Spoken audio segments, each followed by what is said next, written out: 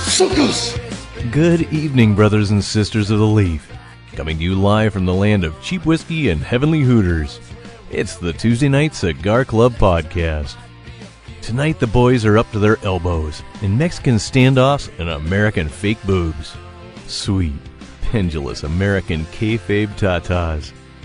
As they review the flesh-tastic late-night western film, The Rowdy Girls, while smoking the delicious Bella Artes cigar from AJ Fernandez, and slamming down pint after refreshing pint of Naked Nun Wit Ale from Adelbert's Brewery. Speaking of naked nuns, it seems this movie stars two former Playboy playmates and a penthouse pet. I hope our gang of horny Comancheros keep their Franken beans safely tucked away in their saddlebags, if you know what I mean. And if you don't know what I mean, Franks is a euphemism for penises, and beans is another term for, anywho, folks, sit back, light 'em up, and enjoy the show. Every day I'm hustling, hustling, hustling, hustling, hustling. Every day I'm hustling, hustling. Boys doing all right? Doing good. Doing good. Fantastic. I was realizing on the way out here, we missed Cigar Club last week for the first time all year. We missed first Tuesday we didn't have Cigar Club. Yeah. It's all right. I was there. I mean, you know. Didn't you just sit outside? I miss it all. Tud had to go hang out with his other friends. I miss and it all goes to hell. I feel like I haven't seen you guys in eternity. It's been nice. Well, it was very productive last week. 3 days of recovery. I saw you moaning on Facebook. Our friend Mr. Tuttle across the table went on a fishing trip and got back home. He's moaning on Facebook about all the fattening food he ate and just how guilty he felt for eating like a 16-year-old again. Oh, I don't feel guilty about it. It just sucks having to eat vegetables again. Yeah, we are adults. The only time I really felt guilty about eating something, because God knows we've all had our share of Brazilian steakhouses where you walk out and you want to like cover your face and not let people outside see you walking out. No, when I was a kid, I lived for a little while with my aunt and uncle. Right before I moved to Texas, and she baked cakes, and I never really had sweets around the house because my grandpa was a dentist, his brother was a dentist, my mom was a dental assistant, so we never had sweets. So whenever I'd stay with my aunt, she made cakes, I'd kind of go into her icing stash and I'd go crazy. And one night I went to go get some icing and there wasn't any. She hadn't made any pre-made icing. So I was digging around she had a fridge downstairs just for her baking stuff. Yeah. And I found that I was probably, I don't know, 4th grade? How old are you then? 8? 6, 8, 9-ish? Yeah, about 3rd, 4th. I found a freezer bag full of white chocolate dicks. Like little penises. I'm guessing they were for like a bachelorette cake. Maybe, or Can be, yeah. Or maybe 2 dudes were getting married. And this is the 80s, though. I don't think that was. I'm guessing it was for a bachelorette or something or other. But I remember finding this bag of dicks, and I found a bag of dicks, and I ate one, and it was so good. Eat a bag of dicks. Okay. Before I knew it, I had ate the whole fucking bag of dicks, and it was like 2 days later. I felt really bad because I knew that those dicks had a purpose, and like 2 days later, like the whole, like for like 48 hours, it was like what was that Poe, the Telltale Heart? I just heard those dicks pulsating in that bag, and every time she'd come down, because she cooked upstairs, she'd come down to that refrigerator. I'd be like, oh shit! Like now's the I find Rex stands the penis nevermore. And it was like on the 3rd day is when I left. And like I thought I was for sure she came down, and I'm sure that was the day she needed that bag of dicks. And well, maybe she was like, who took my bag of dicks? Well, I'm kind of embarrassed. I can't ask anybody about it. It's the 80s. We didn't do bag of dicks back then. I did a bag of dicks. I ate a whole bag of dicks. I went from eating a big bag of dicks to you welcoming me into your tablets and earbuds every other week here on the Tuesday Night Cigar Club podcast. Don't stop believing, boys and girls. It can happen to you too. That is Dick's to Rich's story. How's that for opening? Inspirational. Thank you. I think so. Welcome, everybody, to the Tuesday Night Cigar Club podcast, episode 49. 49. We're one away, boys. We're one away, and then we're done with this thing. Are we? Yeah. Are we? Awesome. Are we? Well, if not, I need to know. I've kind of already prepaid for the assassins. For you two. I'm continuing solo. Oh. Well. Tuesday Night Macade Club. If you guys want to join, I can also cancel the assassins. Yeah. You know, If we're just going to be around a table talking about you eating a bag of dicks all night, I'm not sure I want to be You're on not that. sure, but Wait you're a minute, not sure I am you- on that podcast. I'm not going to talk about eating a bag of dicks for at least another 10 minutes, I promise. At least not until we get past tonight's cigar. But no, thanks everybody for joining us. Man, just the three of us again. The doctor will definitely be here for our 50th episode. Is the doctor still around, or is he? Oh, he's around. Has he been sequestered? I can't get into that, Okay. but he, barring some unforeseen... I saw he did a post the other day. he did a movie review on The Life. site. This looks like he's going to be doing a couple more of those. Maybe Yeah. some pre-release stuff before it hits. Yeah, I kind of theaters. liked his article. I've been contemplating about doing it, and there was like some questions I had. There was some Doing it preconcept. like, going to see that movie? going to see it. There was some preconceptions that I had, like I could see just in the trailer a lot of John Carpenter in it. I could see a lot of aliens in it, and he hit all those notes. Kind of talked about it. It was the pretty doctor good. does very unique reviews. But he also didn't spoil it, so that was kind of No, cool. he does not spoil so anything. I can still watch it. He spoils a lot, but not movie Yeah. reviews. But no, he'll definitely be here for our 50th, and we may have a special guest. Our first time to pull up a fifth chair to the table. We'll What? see. It's not confirmed yet, but we shall see. Okay. Is it Booger from Revenge of the Nerds?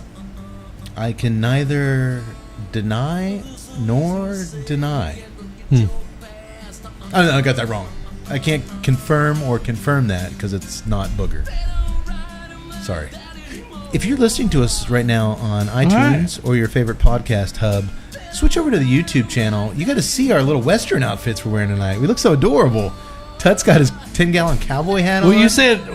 Well, when I got the email, you said that we're doing a country show, and so I missed the country and western show. I kind of like blotted in. I was like, it's time to gear up. So I broke out. Is it like a Batman suit in a cave? Exactly. Like I broke the Travis out. Tritt cave. It's like still suspended in glass. Here comes the cowboy hat, the frilly shirt. The cowboy boots just kind of come together on It's got around the Travis Tritt hair in there. No, that's merch. There was a time. I was ready to go. It's showtime. If TT couldn't come on stage, some of us had to step in and lower the lights. Tut's going to be TT tonight. I'm sorry, that's T Square. Did you guys call? Oh, T Square. T Square. Okay. But no, to turn us on YouTube, Yak Boy's got a cute little vest on there. What is that in the back? Is that suede? No, it's just a cotton blend. It's very nice. Now, why did you have that vest? Why did I not have this vest? I sent you guys a text. I'm like, Tut, you need to wear a cowboy hat tonight. Yak Boy, I want you to wear some type of Western vest. And I just knew in my gut you guys would come through. I've got a little pearl snap shirt on. I was about to say, you look like every Red Dirt band out there. Is that good? Sure. Do I look like, all right, do I I look mean- like Eli Young? So Eli Young. He's playing across the I street saw here that. in I a saw couple that. weeks. I don't know who that is. Anyway, I'm going to go down that alley. Partners. By law, we have to tell you. We were so enamored last episode with the cowboy real estate agent. We've all kind of admitted before the show because we haven't seen each other that we've been talking like him for the last 2 that was weeks. from The Devil's Candy. If you haven't seen that episode, go check us check it out. out. We do have the show in the cowboy real estate guy's voice, and I'm sure it'll make an appearance tonight. By law, we have to do this voice at least once a podcast. But yeah, tonight we always get a huge reaction, and our numbers spike whenever we do a Western. I'll be very curious to see if this episode follows. And this breaks the tradition. We'll get to that in a minute. I was telling you about the marketing term fall off, drop off, and bounce rate. Expect those numbers to go through the roof. I should have been paying attention. When you start talking like that, I just...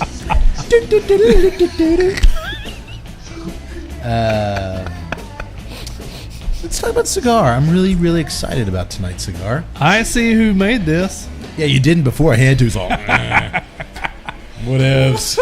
I'm like, look at the name down there. I'm like, oh, hey, I like that guy. Last episode, we were like, you tend to prejudge things. I get this horrible reputation for... You just did it 2 minutes ago. I confirm that remark. As an internet cigar reviewer, you should really knock that off. Reviewer and / expert. I'm having our music yet. So quiet. I was alone with my own thoughts there for a second. It was terrifying. Tonight's cigar is the Bella Artes by AJ Fernandez. The beautiful what? Artist? Bella Artes, which means fine arts. Fine arts? Okay. It has a very ornate... Old school band with a painting of a woman. Very cool looking. Little Cupid up in the upper left-hand corner. But AJ Fernandez, he got one of our top 5 sticks, not last year, but the year before, the AF1. He makes some of the most popular cigars in the world, actually. From... The New Worlds are really popular these days. I love the New Worlds. I know you're a big New World fan. I think that pound for pound, that's a great stick. A lot of for people money. love the diesels. He makes a full line of diesels. I didn't realize he made those. Yeah, he makes the diesels. He also makes our friend Robert Holt's Southern Draw. Southern Draw? Yes, he does. Those are done in out of the Fernandez house. Out of the Fernandez house. Yeah. A couple other manufacturers are slipping my mind right now. I like the Kudzu, the Firethorn. Firethorn I actually kind of like, yeah. The Kudzu. The Kudzu. That's a good one. It's a great name. I love it. Yeah. I said it right. Yes, you did. You said it like a Southerner. I was calling it Kudzo for the longest time. This Cujo is ridiculous. I thought Robert was very nice, not to correct you when you would say, "Hey, do you have that Kudzo?" He knew if he just kept giving me enough moonshine, eventually I'd say it right. And he's a smart man. So no, is the Bella Artes is the short Churchill. It's a 6x48 we're smoking. Okay. It is, like we said, made by AJ Fernandez at his gigantic, monstrous factory in Nicaragua. Wrapper leaf, it's a hybrid. I'm going to get more to that in a minute. He actually created a unique tobacco no one's ever experienced for this cigar. Wait a minute. Hold it. Genetic engineering. Is this tobacco leaf 182? No.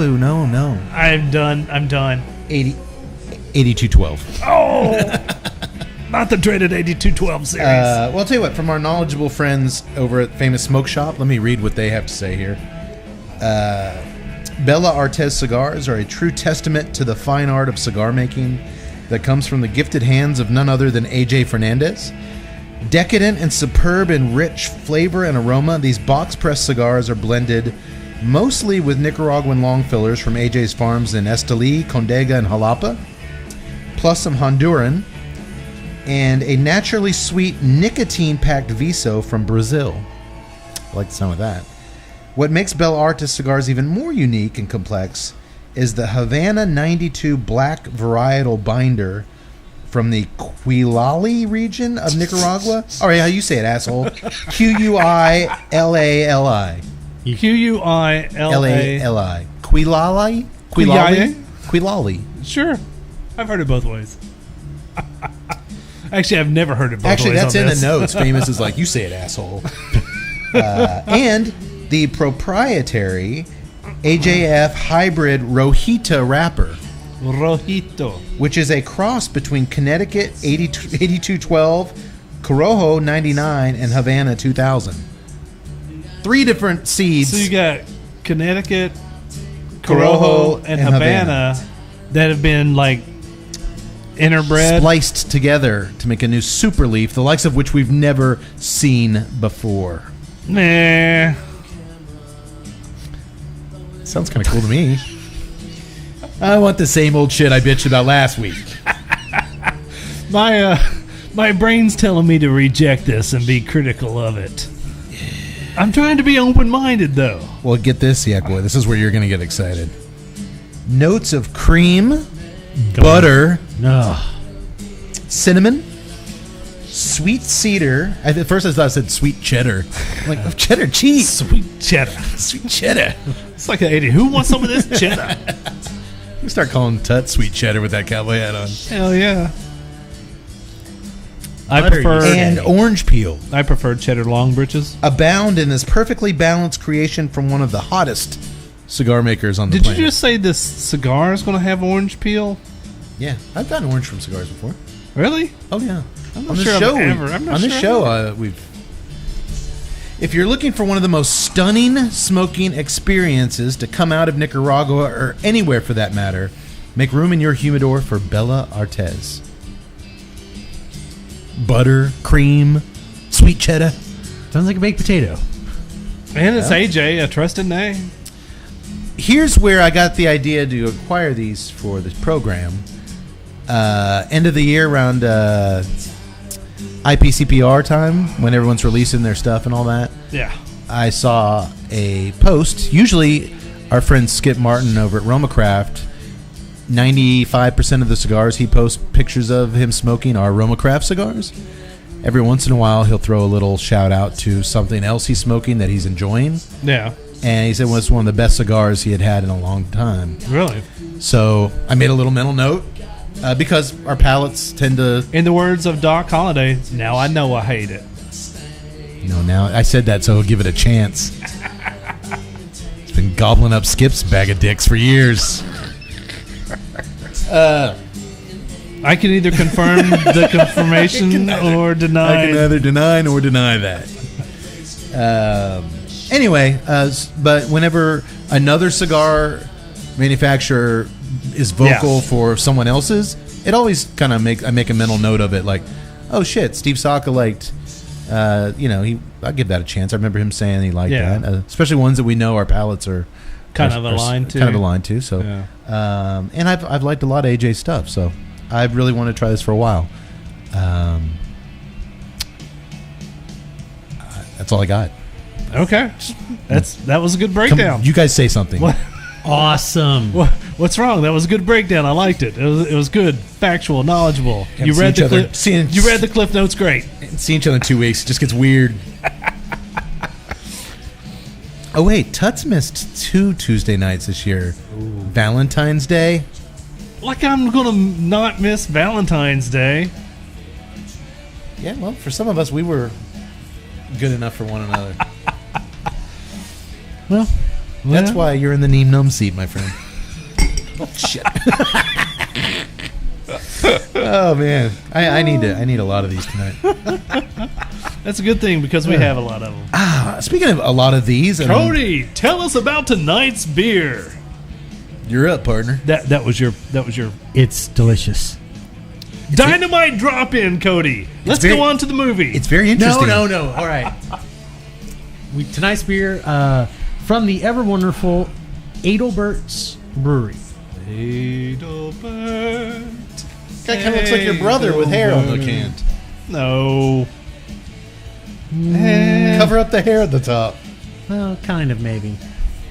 Maybe. Sort of. It's got a big Now, guy. I'm just going to have some beer cans made with this picture on. That would be awesome. It does kind of look like it. I'm sorry. I if didn't you get scraggly beard. mean to interrupt you. But Adelbert's Brewery is out of Austin, Texas. It was founded in 2011 by a gentleman by the name of Scott Hovey. It's named after his brother George Adelbert Hovey, and most of the beers are named after his nickname Dell. He was a big world traveler, and so most of the names of their beers come from his travels around. Tonight is the Naked Nun Wit Beer. Let's pause right there, because if most of the beers are named for his travels, I'm curious as to how he got the name Naked Nun for this beer. Well, in this instance, he was in Colombia. He was basically hiking, and he got robbed. They took everything. clothes, money. He had nothing left. Left him butt ass naked. Left him butt ass naked. He basically hung out and waited until some people came by, and they just happened to be a group of nuns who were kind enough to give him a blanket and some money to get back to civilization. Oh. So how's that for a story? Yeah, so he couldn't say that the nuns were naked, so it just Right. became the Naked Nun because he was naked and the nuns saved him. I was kind of like joking that there would be a story on there, but to me that's totally cool that there's a story about that. Yes, We're pros. You knew a story. but like I said, we are just made drinking. It's that called It's it's called the internet. It is a Vit beer. It's a Belgian style ale. It's unfiltered, I see. It comes. They are very much pale and cloudy in appearance, due to being unfiltered. Viscous. And viscous. High level of wheat, sometimes oatmeal or oats, and they tend to be spiced. Yes. Ending up with things like coriander and or orange peel. So we'll see how that. Which would be pairs kind of with the weird cigar. to see about the orange in the cigar.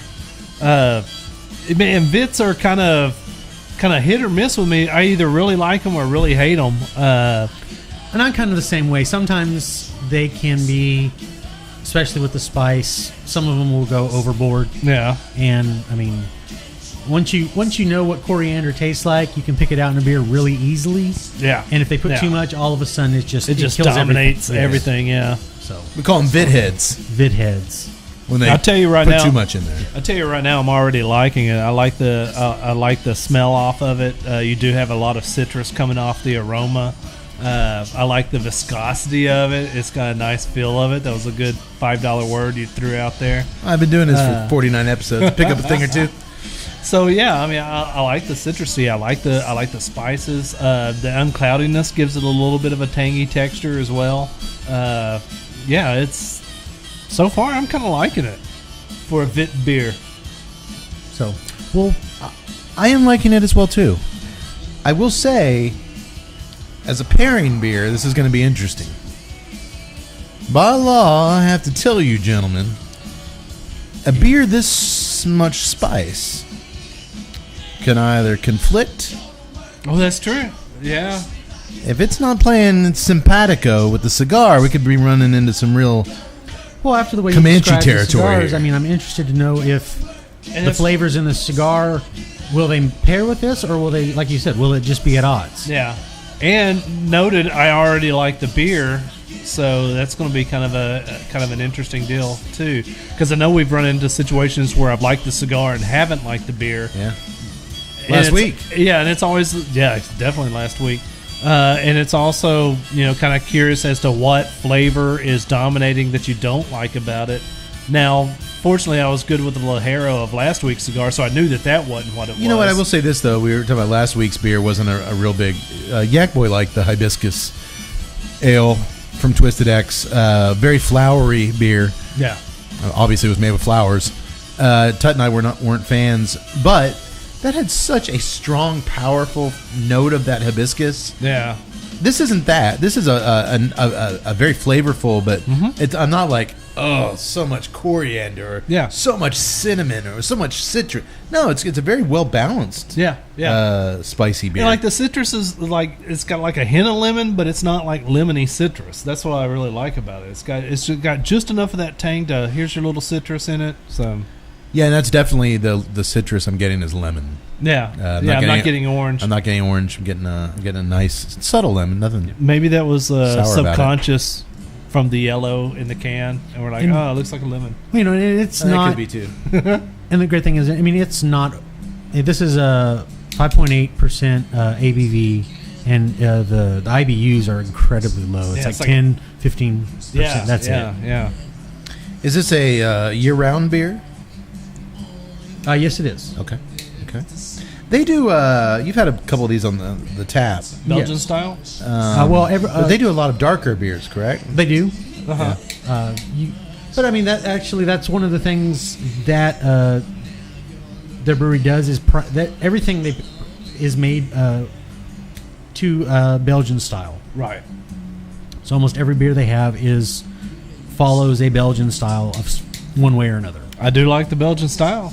So, Belgians got some style when it comes to beer. you know what else has some style? This fucking cigar. Oh, that's good. You guys are gonna like it. Okay. It just lit up, and it And makes your eyes lit up. it makes a wonderful first impression. Smell coming off of it's nice. All of a sudden, it's like the guy that jumps into the swimming pool. Hey guys, it feels great. Come on in. Well, you told me to smoke slow, and I can't do that, so I'm going to give you all a 15-minute head Okay. start. Well, I just, like Jose Blanco said, especially on a nuanced cigar, the slower you smoke, the more opportunity you have to really taste the flavors. You burn through it. The faster you smoke it, the hotter it smokes, the more you lose all the care and work that the blender put into it. No way, Jose. I think there was a Jose or two in tonight's movie. Okay, tell us about tonight's movie. Do I have to? You're the one who picked the damn thing. Well, I was a big fan of the Duran Duran song that this was based on. But then after I watched the movie, I started adding things up. That was Wild Boys. Yeah. This film is Rowdy Girls. The Rowdy Girls. Not just any Rowdy Girls. The Rowdy Girls. 2000's The Rowdy Girls. Just going to put that out one more time so you folks listening at home can settle in. Tonight's film is The Rowdy Girls. I'll put up a few pictures. Or if you're overseas, it's called Danger Girl. Is it? Yes, it actually is. Because I was actually they were dangerous. I was actually looking for the song, the guy who comes in and song narrates it. I was looking for him on YouTube, and so I typed in like Rowdy Girls song, and I kept all these references of Danger Girl, and I was like, looked at Cody, and I was like, what the hell is Danger Girl? And it was like just some Spanish Portuguese ripoff of the Rowdy Girls. Well, like I said, folks, if you go to our website, I'll put some pictures up to show you, just give you a visual of what this movie, what got us interested, perhaps. When I put out the word, this is the movie we're doing, I believe Yak Boy was like, this is my kind of Western. Everybody was all excited. And then I was like, you watch over the next few days after they watch it, it's going to be radio silence. No one's going to say shit to me until we all sit down here. Once the camera's off, I got a lot of things to say to you. Thought it was going to go in a different direction. Real quick, boys. I'll wait till Title lights out. He'll be caught up in 20 seconds. Right off the bat, there is a cedar, a really nice cedar note that hits with a cream. And you boys know me. When I get a cream note going, I'm happy. But that's cedar and cream initially. No spice. Just a really nice combo. 1-2 immediate combo of cedar and cream for me. What about you, yeah, boy? I definitely say cedar is a very definite. Try that little cream on the retro hill. On the retro hill? All right. Tons of smoke production. This thing is burning straight across. Perfect burn line, perfect draw. Cut it with the scissors. It tastes good. You like it? I do. My cap split. Oh, you did get a little split on that hybrid wrapper. That's probably the Havana 1812? The Havana 2012. It's been known to have a couple quirks to it. I'm not picking up any cream on the retro hell, but apparently I'm not good at picking it up. We'll see. I'm hoping I catch the butter. That would be cool.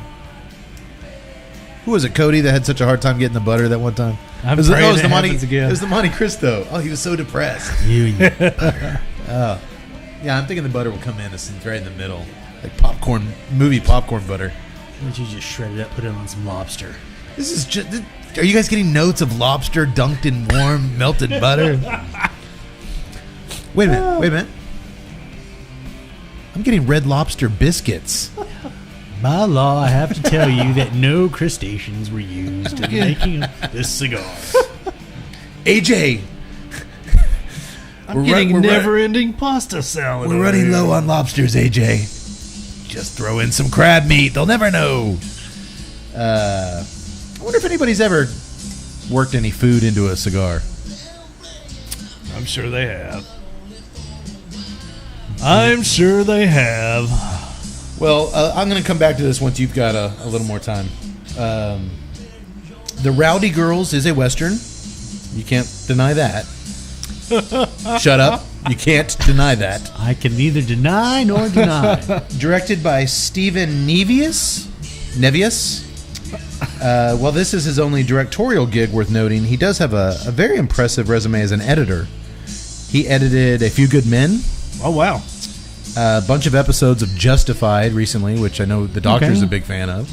Oh, I guess. All right. And he was assistant editor on big films like Princess Bride, Bull Durham, When Harry Met Sally. Okay. So if nothing else, you think we could reasonably expect that the Rowdy Girls would at least be well edited. Yes. He did not edit this film. Okay, yeah. So, okay, so I was thinking, because my first thought was like, all right, well, everybody's got to start somewhere. He started with Rowdy Girl. No, he didn't. If he was freaking editing Bull Durham, that was like a decade before this. Assistant editing. Even if he was assistant editing Bull Durham, that was like a decade before this. No, this was his passion project. He waited till the right time to make the Rowdy Girls. He must have really liked the actress, and I can understand why. There are quite a bit of females in this movie. I'll turn into Peter Brady here. Did your guys' pants feel a little... Did your guys' Wranglers get a little tighter watching this movie? Let me just adjust my crotch right in here. Would it be okay if you say I wasn't wearing pants? I'm pretty sure if we actually caught this on its original late-night cable run in 2000, you probably were not wearing pants. I'm surprised. Well, did you watch this out on your back deck? Yeah, I did. Cowpoke? Totally did. How'd that go for you? Out there where the critters are just running wild. Your cats? I had to make sure that none of the neighbors could see it. I had to shield my cat's eyes from again, folks, go to the website. I'll show you some pictures so you can get an idea what we're Charles Mortimer is so innocent in store here. But you know what? He shouldn't have to watch this filth. I sent out the call. I put out the smoke signals for what movie we were doing, and like I always do, once I'm knee deep into the second viewing, breaking it down, I'm like, you know what? We chose to do that, or I got us into this. We're gonna make something out. We're gonna really look at the Rowdy Girls. I'm really curious to see what we make out of this because I have no clue. Well, you know what? I'm going to get right to it real quick. I do want to say any fears about the beer and cigar conflicting so far are not. They're not conflicting to me. No, despite similar descriptions, they are not similar tastes. Each taste is each flavor is very distinguishable coming off cigar and beer. Get a little milk chocolate myself on the cigar. Really? Because I'm getting a little cinnamon. Yak boy? I'd have to go with more. I think more cinnamon. I'm still getting the cream and the cedar, but I start getting a little very faint milk chocolate. No cinnamon yet. I haven't gotten any cream. I wonder if part of that cinnamon is more of the back taste of the cedar. That could be. Could be. You enjoying it? I am. Yeah.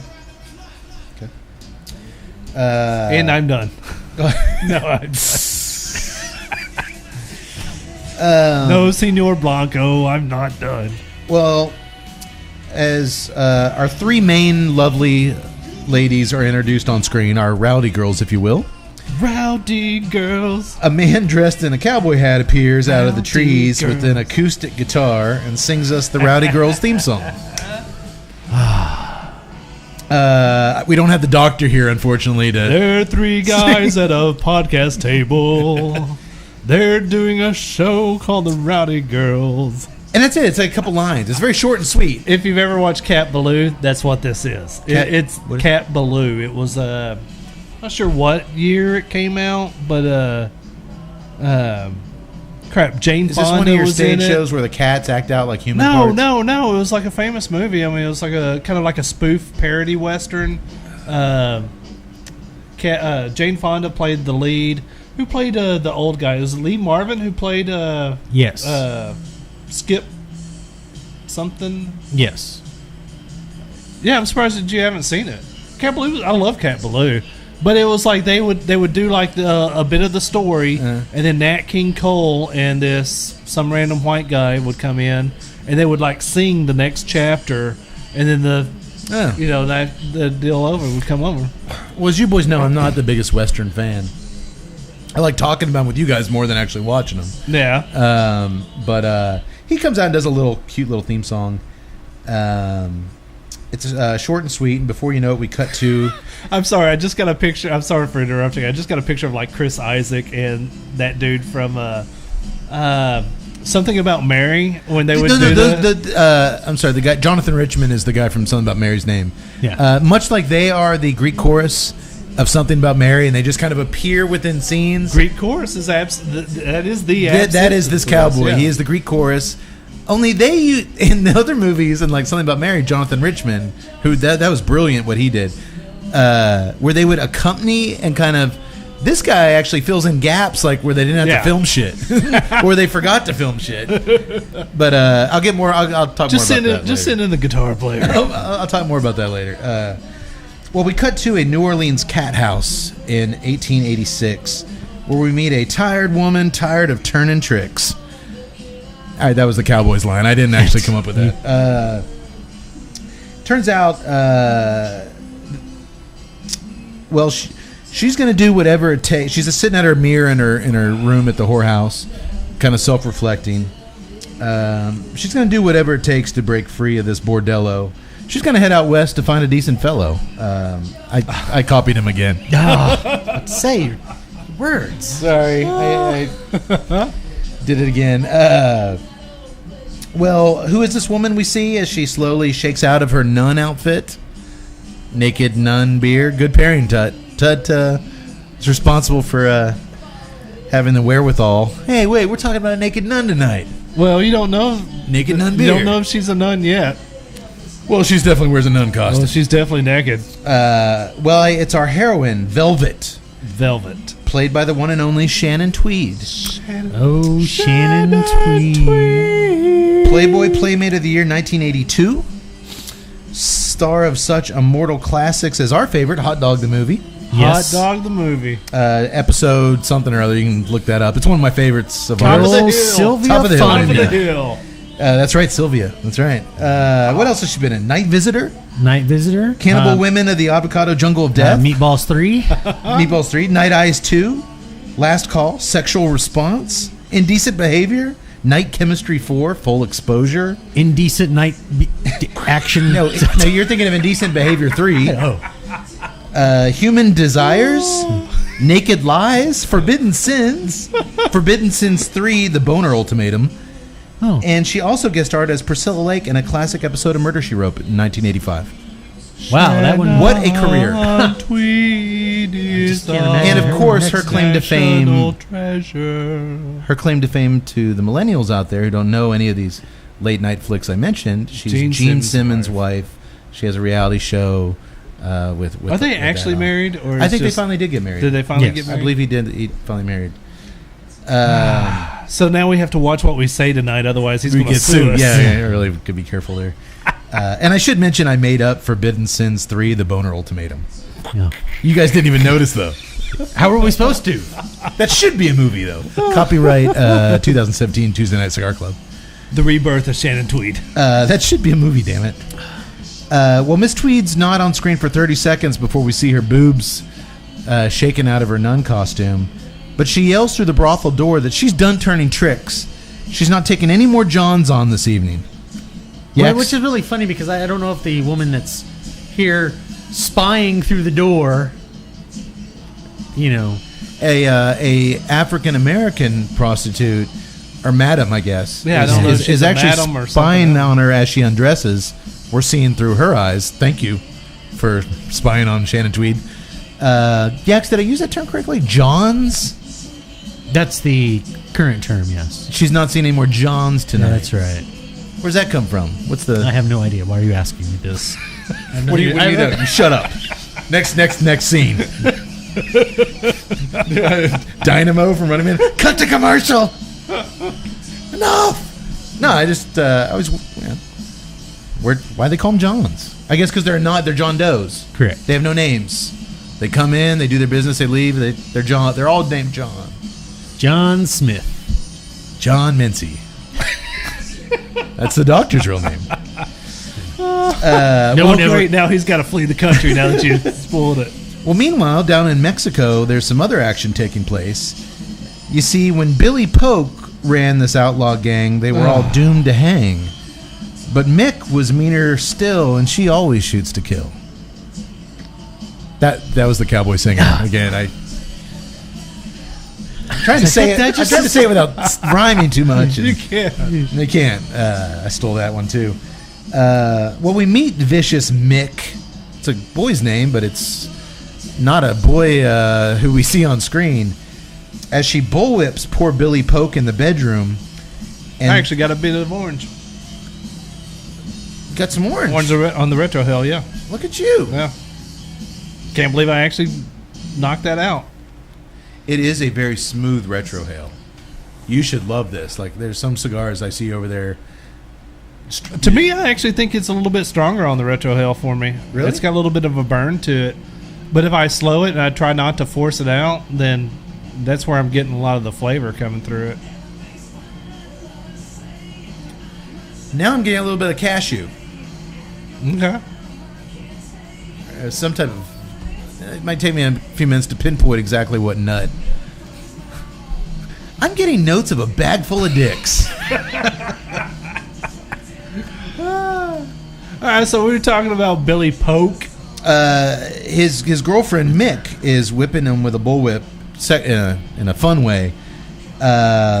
She is played by B-movie legend and 1993's Penthouse Pet of the Year, Julie Strain. Really? Yeah. Huh. You find her a little mannish? A little bit. Yeah, Julie Kind Strain's... of China-ish. Julie Strain's a weird one. Well, she is 6'1". That She was in, if anything, more of these kind of movies than... Rawr. She actually did more mainstream stuff than Shannon Tweed. Really? She was like in Out for Justice with Seagal. She popped up like in some kind of mainstream action flicks, smaller roles. She was the dominatrix in Naked Gun 33 and a Third. Oh, okay, my yeah. goodness, yeah. So she Yeah. actually kind of... Because she's just so imposing, but... for research purposes, if you guys, I don't know if you guys, there's some pretty. What's research? Well, now that they can sell my web browser history, I got to be careful. It's for the podcast, I swear. But I never really was that familiar with. I know Julie Strain. I've seen some of her stuff, but here's you two, especially having cable TV in the 90s. Probably know Julie from her previous films: Carnal Crimes, Nope. Erotic Dreams, Nope. Ambitious Desires, Nope. Oh, you know what? Kill the Music. I should have done this on Shannon Tweed. I'm not going to make the same mistake twice. We'll be inserting some Adrian Barbeau music. Oh, God. As Stevie Wayne would run it through, you may know her from such classic films as Carnal Crimes, No. Erotic Dreams, Nope. no, Ambitious Desires, Nope. nope, Night Rhythms, Nope. Sunset Heat, No. no, Witchcraft for the Virgin Heart, no. Bikini Squad, Witchcraft for the Virgin Heart, rings a bell in Tuttle's subconscious, Dark Secrets, Nope. Virtual Desires. Nope. Did I mention Bikini Squad? Yes. I've seen that one. Heavenly Hooters, No. Lethal Seduction, Nope. Bikini Hotel, Nope. Masseuse 3, Nope. The Escort 3, Nope. Lingerie Kickboxer, Nope. The Bear Wench Project, Actually, I Are want to see you that sure? one now. I was about to say, are you sure that was a cable show? Planet of the Erotic Apes. I'm sorry, but the Bear Winch Project. That is She a name. actually did four of those. I'm pretty sure that's a porn. No, it's a spoof, like making okay. fun of it, but it's got just a bunch of naked chicks. And I think Ron Jeremy's in one of them. Are you sure that's not porn? No. You can, Anytime you describe a movie as naked chicks with Ron Jeremy, that's porn. I remember seeing the Bear Wench at Blockbuster Video, Oh, okay. like for rent. So it's In the adult section? the Blockbuster. In the they don't. Yeah. Again, these ladies have over 100 acting credits on IMDb apiece. So no matter how ridiculous these movies they're in, these ladies have worked. I mean, I respect the hell out of that. I mean, that's quite a resume. And I should mention I did not make up Heavenly Hooters. That actually was I didn't make.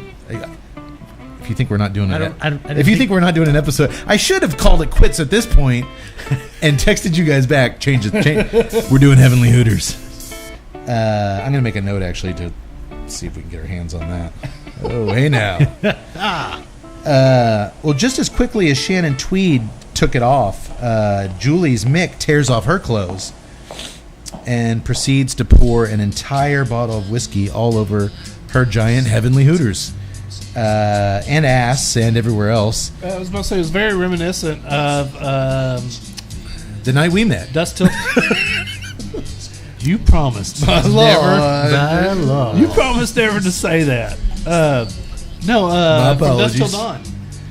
It was kind of like Salma Hayek. Selma Hayek's. But she very seductively poured it down her leg into George Clooney's mouth.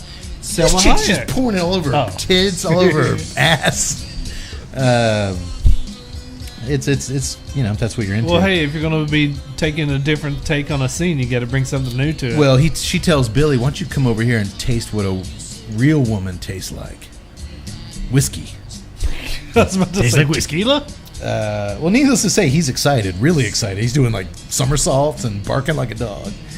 And he pounces on her. They proceed to screw every which way you can possibly screw someone at breakneck speeds. Oh, it looks more like they're fighting each other. Yeah, at this point. it looks like a very vicious. I mean, she's just riding him, and he's riding her, and then he'll flip her around. But it's really fast and aggressive, but very. I mean, not aggressive like in a bad 50 Shades of Grey way. None of that. It's just really fast, like jackrabbits. In cinematic doing it, I really say that I thought this scene was crap. Well, a little history lesson, Tut. I know you went to Stephen F. Austin, so I'll fill you in on some American history. You'll back me up on this. In the old days, they had to screw fast like that because the lifespan was so much shorter. You know, you drink a parasite in your creek water, you're dead. You never know when your tongue's going. So you got to screw as fast as you possibly can because you never know if it's going to be your last time. Am I right? Yes, you are. That's Social Studies 101. We learned that in 8th grade. I just hated it because it might actually be one of the crazier sex scenes we've ever had on the just show. The whole Billy Pope barking and and I was just like, oh, come on, dude. It was funny. It was like in Porky's when it was supposed to be funny, but to me it wasn't. It was like in Porky's when the principal's got the leather ball and gag on. It's supposed to be funny. It was supposed to be, but it wasn't. Well, they're doing it as they're screwing. There's like a Ennio Morricone inspired like spaghetti western score. No, I did like that. It's got like a twangy guitar and like the Indians like like the Native American. It's crazy. It's very offensive, and I thought it was pretty funny. No, it wasn't offensive. It was like you said. It was macaroni. More Ennio Macaroni, as you called him on our last Western. I was about to say the music in this show is probably the best thing about this show, except for Shannon Tweed and the other chick. But the music is sped up to match their thrusting hips. It's just a crazy. I really do think it's one of the weirdest sex scenes we've featured in 49 episodes. That's saying we've seen a lot of weird stuff. Well, afterwards they're laying there and Billy lights up a stogie post coitus, and Mick, being the 6'1" alpha she-male she is, she reaches over and takes the stogie from him and puffs on it like a boss. She's one tough broad, fellas. It was actually a pretty cool. This I liked it. I'm not that big a fan of Mick, but well, this isn't the film that get you to like her. She's kind of a dick. Yeah. He's a Mick. Mick, a massive dick. Kind of like that massive bag of dicks I ate back in 1986. Well, then we're introduced to our third leading lady, our last rowdy girl, if you will. Sarah was arranged to wed a Texas Callahan, but her heart was crying out for the San Francisco Bay. So she begged her beau Rory to take her there by hand, and she left a tear-stained note for her dear old dad. I also stole that from the Singing Cowboy, and the fact that we're only 5 minutes in this movie and he's quit rhyming, like he's not even trying with his lyrics anymore. But he's propelling the story forward. That's not a good sign. Anywho, Sarah's running away from an arranged marriage. She's being led to marry this guy set up by her dad. She is played by Deanna Brooks, Playboy's Playmate of the Month for May 1998. And I'm about to start barking like Mr. Billy Polk. It's a good year, 1998. A lot of good things happening around. I don't remember 1998 at all. Oof. The next 2 years I did not remember, but I've got fond memories of 98. This was actually her feature film debut, believe it or not. She's so good. Although she'd go on to appear in many after this Playboy home video releases. You could used to find those under Matt Cade's mattress throughout the... When the tape stops rolling, I would like to go peruse that cabinet over there I tell you not to look into. I'll give you the key. All right. Such titles you may be familiar with. Playboy, Playmate Pajama Party. Nope. Seen that one? Okay. Playboy, Playmate Erotic Adventures. Nope. Playmate, Club Lingerie. Nope. Playboy, Hot Lips and Hot Legs. No. And countless others. I'm going to stop. There's literally just too many to count. You get the idea. Well, her horny boyfriend is being wishy-washy. He says, I'll go to San Francisco and I'll send for you later. To which she wants to get there now, so she knees him right in the balls and heads out all by herself. First of all, despite the fact that she's a needy gold digger, she's a beautiful needy gold digger. Man, I didn't see it. I didn't think she was that good looking. Really? Yeah. Wow, I did. Yak Boy, what'd you think? Oh, she was attractive. And if you're like a 20-something in the 1800s in a little one-horse town, you ain't pulling that every day. First of all, no women look like this in the 1800s. Nope. No.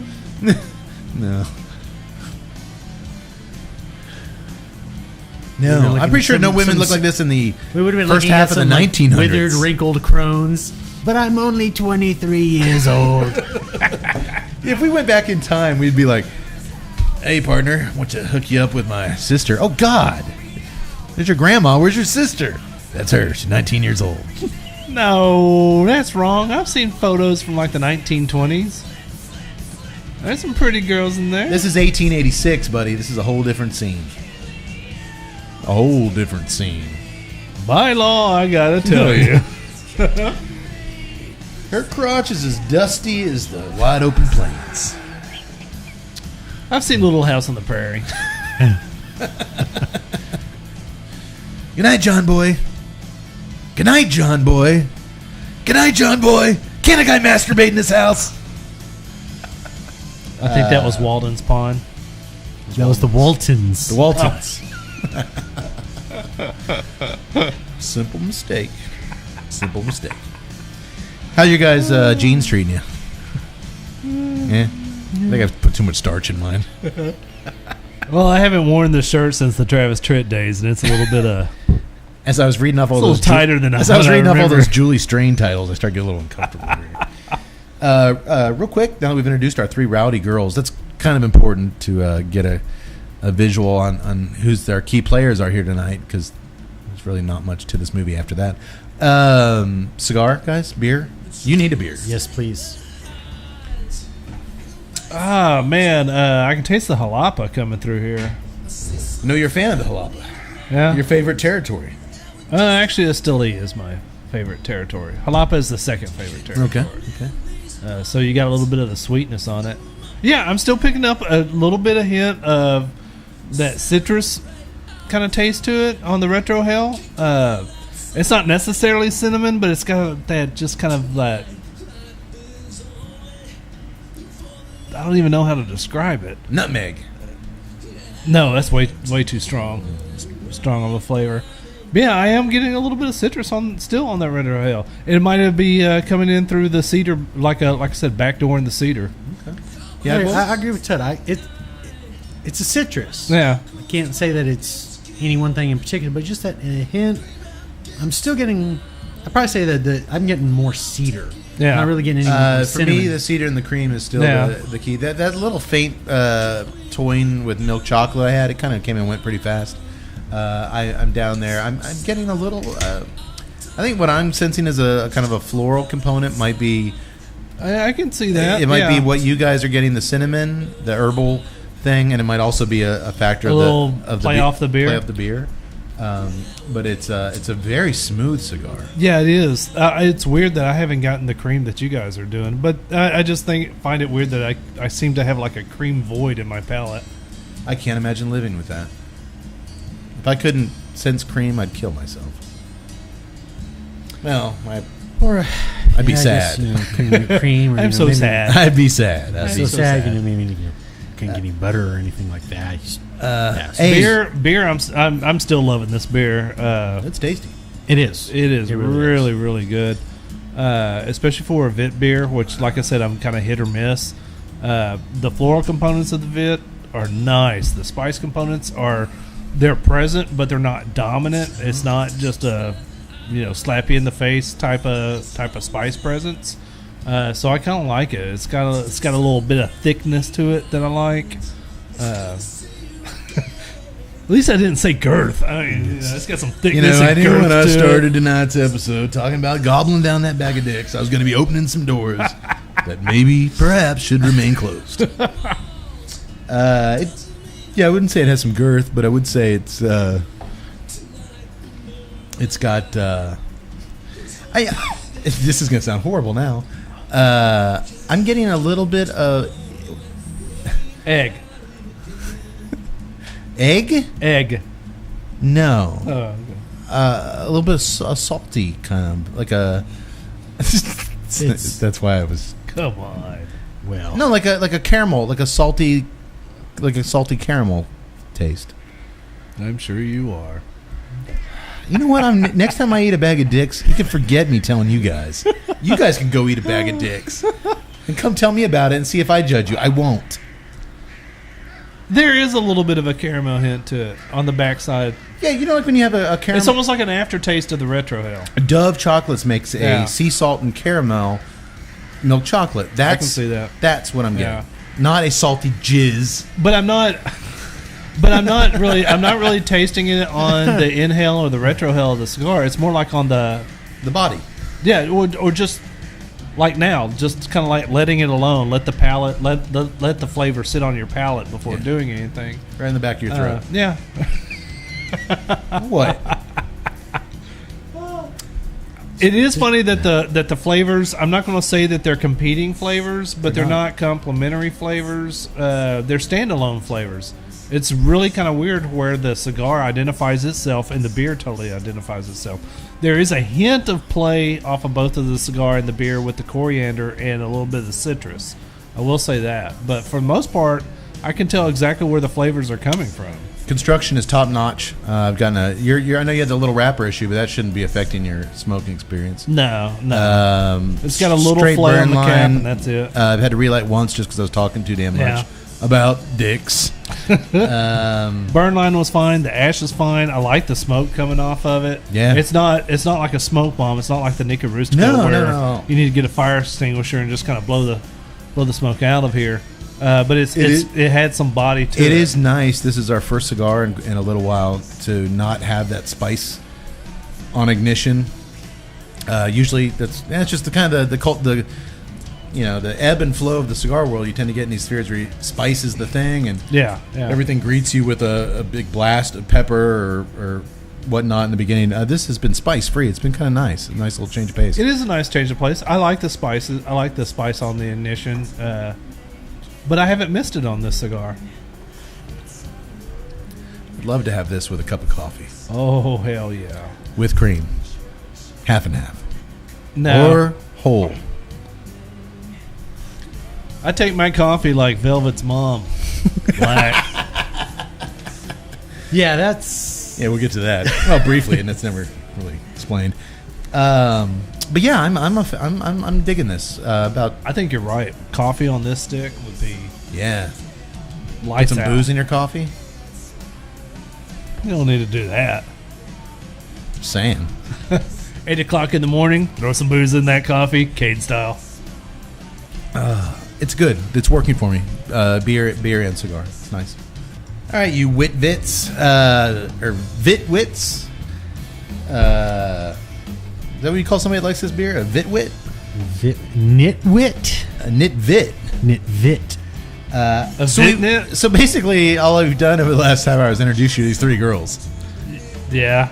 Oh, that's about the Now let's length of this whole movie. talk a little bit about what goes on with these three girls, shall we? Back at the cat house, Velvet helps her klutzy boy toy / doofus, Cole is the man's name, climb in the whorehouse window, where he excitedly tells her he just robbed the local bank safe after hours, just like she asked him to. And after she ties him up to the bed, his arms and legs, he thinks he's getting laid for pulling off this. She's quite the seductress. She is. come on, it's this Shannon is Velvet. Tweed. This is Shannon Tweed, just for our listeners to remind you. She packs up all the cash into her bag, I'm just saying I'd let her shoots down. his ass. Well, he does break free. Well, he and breaks then, free and tries to. He gets sassy. Yeah. And he's she- got a knife, and he's going to stab her. Yeah, well, she shoots And she's got a gun. she shoots him in the wing and then punches him in the nose and knocks him out. A Derringer, which is like the most inaccurate gun ever. Well, it was like from 2 feet away. It was from me to That him. is true. That is true. Oh god, Tut's gonna get into gun stuff again this episode. I would have shot him right in I'm the just heart. saying if Cole was carrying a gun, Well, he thought he was he gonna just get. robbed a bank for Christ. He thought he was gonna get laid and he got killed. I'm just going to say in the He beginning, didn't get I'm just going to say killed. now that there's not really a whole lot of like eagle-eyed gunslingers in this movie. They're No. And she didn't kill Cole. She Yeah, just- because he'll probably get the she winged medical him. attention in this dirt shit town that he'll need to take care of that bullet wound. that bullet was covered in shit, and it's now a septic wound. He's dead. He's killed him. he's got 3 days tops. The most painful 3 days one man can imagine. Now, you might remember the actor playing Cole from such late night erotic. No, I'm just kidding. I was gonna say, my God, man. No, I'm not going to go Does there. your research know no bounds? No. But just to backtrack for a second, as she was getting her things together, she stops to open a little locket, and there's an old worn photograph of an older black woman in it. And a title card pops up that says, "Yes, Velvet's mother was a black woman." And then it's gone, and that's that. Okie dokie.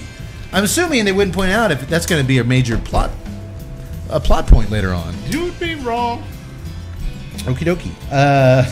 Next, we find ourselves in Sweetwater, Texas. Where's Sweetwater, boys? It's in Texas. Is that a real town? Yes, it is. Where is it? Nobody knows.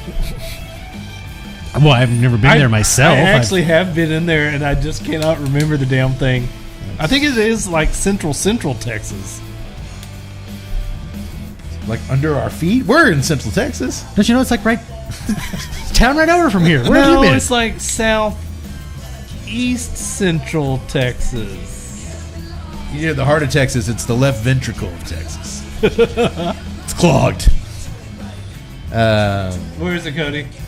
I see you looking it up. Come on, man. I'm It curious. is just west of Abilene.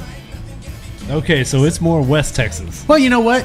And I will say this, later on in this movie, they do mention that they were just Yeah, They robbed Billy a, Polk was in Abilene. Yeah. right. So Okay. Well, at least they were Geographically geographically correct. All right. This is by law, we have to set Hey. geographical, realistic boundaries in our storytelling. I don't believe that for a minute. Well, we join 2 lawmen, Sam and Joe Pepper, brothers. Good old Joe Pepper Sam- and Sam Pepper. Sam takes his job seriously while Joe is constantly putting down his shields, his deputy shield, and pulling down his pants I was about to say him With putting down other his men's to wives. satisfy the married ladies in town. Now, Sweetwater is a friendly... Now, Joe at this time should have been. You know, this is fiction because he should have been shot. Well, Sweetwater is a friendly and fairly quiet old town, though some of the husbands around here wish Joe Pepper would tame down and put his penis away. Wait. No, you were accurate. Well, that was a cowboy song again. I stole his lyrics. I added penis in there, though. They wish Joe Pepper would tame that wild penis of his down. Well, I mean, really? So what are they really saying to him? Could you please stop putting your penis in my wife? Exactly. Joe, we've had some complaints about the Rotary Club this evening, and you have banged all of their wives. Pastor Parson has called this town This is meeting the at the third church. time this week that you have slipped and fallen over and your penis popped out of your pants and went into my wife. I'm getting a little tired of it. You need to learn how to not be so clumsy. It's times like these, scenes like these, characters like these in films where you start to look back at your life. You're like, I could have gone a whole totally different path. I could have been the Joe Pepper of Huntsville, Texas. Thank God that didn't happen. I met a sweet little thing, and she made me an honest woman. I met a sweet little thing, and Would you guys be opposed to calling me Matt Pepper from now on? I would totally be opposed to Yeah, calling you pretty Matt much. Pepper. You're not going to do it? No. Not going to do it. Like if we're up at the pub and like, hey, who's that guy over there? You wouldn't be like, it's Matt Pepper. Oh, yeah. If it's someone I didn't know, I would totally Yeah. do this. No, Yeah. it sounds awfully like Barry Pepper. And He's that guy in Battlefield Earth. yeah. No, don't do that. Who's, wait, Barry Pepper? He's an actor. Battlefield Earth. Which one was he? The main, the main guy. Yeah. Oh, okay. Not John Travolta. He also, I won't like cast him into that movie and like say like he was also the sniper in Saving Private Ryan. He had a good role in Oh, that. I liked him. Yes. Yeah. I like him. So- I liked him a lot in Saving Private Ryan. Yes. I never saw that movie. Don't remember him being in Shannon Tweed and Julie Strain, by the way, I forgot to mention, co-starred in Shaving Ryan's Privates. Well, I believe that. Saving Private Ryan. I have seen that. Which, by the way, it's in the cabinet if you want to borrow that later. Remember Matt Damon from Saving Private Ryan? Yes. This stars Matt Giant Bag of Dicks. He's foreign. That was going to be Matt Heyman. Are you telling me if you guys were 7 or 8 years old and really craving sweets, you wouldn't have totally destroyed that bag of dicks in the freezer? I totally would have. Okay. I would have shoved all those dicks in my mouth. As I was telling you guys, I was reflecting. Like, was there any hesitation? Like, I'm eating dicks. Was there any thought in my mind, like, dude, what's your aunt doing with a bag full of dicks? I'm not sure at 8 years old that I would have been like, oh, a bag full of dicks. I thought it was odd because it was like the ball. It was like a shaft and balls, and they're about yay big. And I mean, I couldn't get enough of them. I couldn't stop. But I had a sweet tooth. So I realized this joke is going to go on for another 3 hours. Me and my bag of dicks. And I'm gonna forget my disdain of it, and then I'll totally join in. Which is funny because that's what my wife referred to my groomsmen as. Oh. What do you and the bag of dicks got going on tonight? Where are those bag of dicks taking you for your bachelor party? Cody, weren't you in Matt's wedding? I was. Seems like an eternity ago. It's a long time ago. No, it's okay. Well, here we go. 20 minutes into this thing, and I think you see where it's going. Literally nowhere.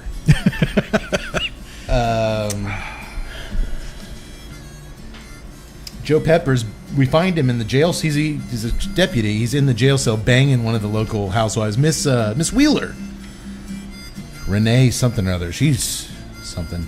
In one of the jail cells. Mick and Billy Polk are out on the outskirts of town scouting the perfect place for a stagecoach robbery. Man, Julie Strain, 6'1", dwarfs all the other bad guys in the crew. Well, now and this is where now all of a sudden the Billy Polk is standing over things, and now he's Mr. Evil Eye. I got grit. Oh yeah, no, he's And, putting the kid down. Before we our start first barking scene like a of- dog in his little red overalls. He can't control himself. He's just rolling around, Yeah. and now all of a sudden he's all, I got to get this thing done. I got to rob that stagecoach. That's what all good men of organized crime, they put on a game face for their crew, but behind closed doors they do some kinky stuff. Yeah, I guess so. So I'm told. And also in this scene and from now on, Mick doesn't wear a bra, which is kind of cool.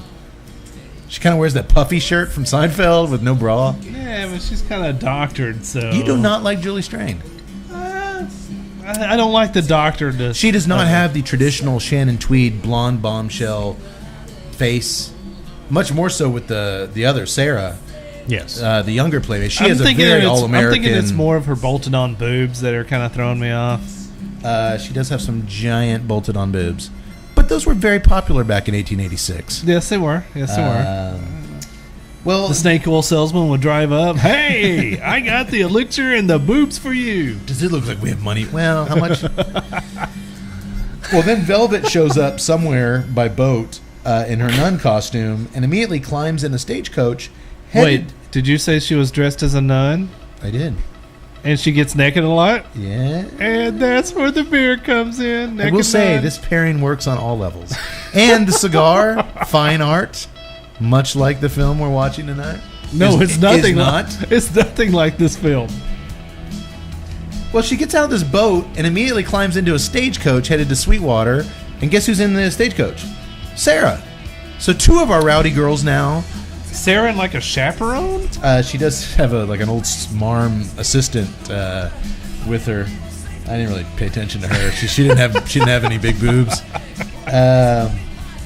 Remember how we praised last episode's film, The Devil's Candy, for its very economical screenplay? It just showed you what you needed to see, kept moving, Right. moved swiftly, left out any kind of questionable or unnecessary moments in an effort to speed things along. These people were just happy to Well, get every amount of film they Apparently, could. there's a flip side to that coin, boys. It's called Rowdy Girls. Why couldn't we just cut to her in the stagecoach? And why do we have to see that little boat? And it's like it's not even a rowboat. It's like a dinghy. And it doesn't really look like it. It looks like it was a stagnant pool of water. Yeah, she was like in a yeah. I was like, what did you cross? I mean, are you saying that this was like the mighty Mississippi or something? It just showed that from just the corner of the screen, you saw a tiny little bit of water. That's where Tut was fishing over the last couple of days. I was like, what side of the Mississippi were you on? No, it was the Comel on a lack of wind day. I guess so. I was just. Well, the stagecoach they're riding in also has a handsome fella that Sarah begins flirting with, named the dashing Henry Boudin. I believe Tom spent some time with him back in Baton Rouge. Well, now... Well, it was 1886. I had a job just outside of Baton Rouge. Do you mean 1986? No, it was 1886. No, it was 1886. It's immortal. Well, now Henry He is Boudin immortal. seems to be a decent enough feller, just trying to make a break. But there's something hidden beneath those pinstripes. That's a greedy old trouser snake. Oh, so we get like our 5th viewing of the guitar singing cowboy. Oh, you knew that wasn't me that came up with those lines? No, it was just Okay. Yeah, that was our little guy It was with the a hunch. guitar came out, and he actually didn't refer to the trouser snake. I threw that in there. I was about to say, I thought I It missed was very eloquent. Yeah. Did I tell you guys about the time I ate a bag of trouser snakes? that. Oh, God. Move on already.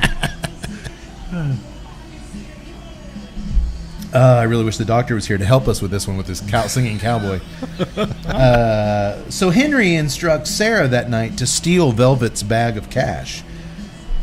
He knows it's full of cash. We don't know how he knows that. And why she goes as and does it, we don't know either. Shit, we didn't see any of it take place because the stupid singing cowboy just told us about it.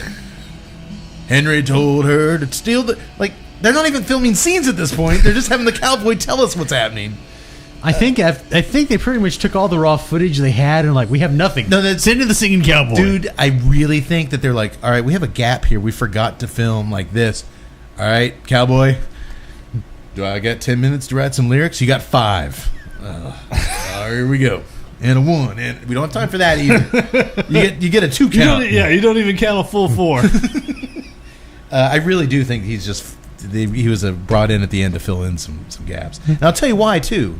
Because later, when they're in the tavern, the bad guys get a guy to play guitar. There's a white guy sitting over there with a guitar, and they're like, "Why don't you play for us, minstrel?" Yeah. And it's not the singing It's cowboy. not the singing cowboy, and it should have it's been a the different singing dude. cowboy. If he was on set, it would have been him. I'd be See, like, that's one. look, they're That's bringing one him of the in. That's things nice. that to go back with Cat Ballou.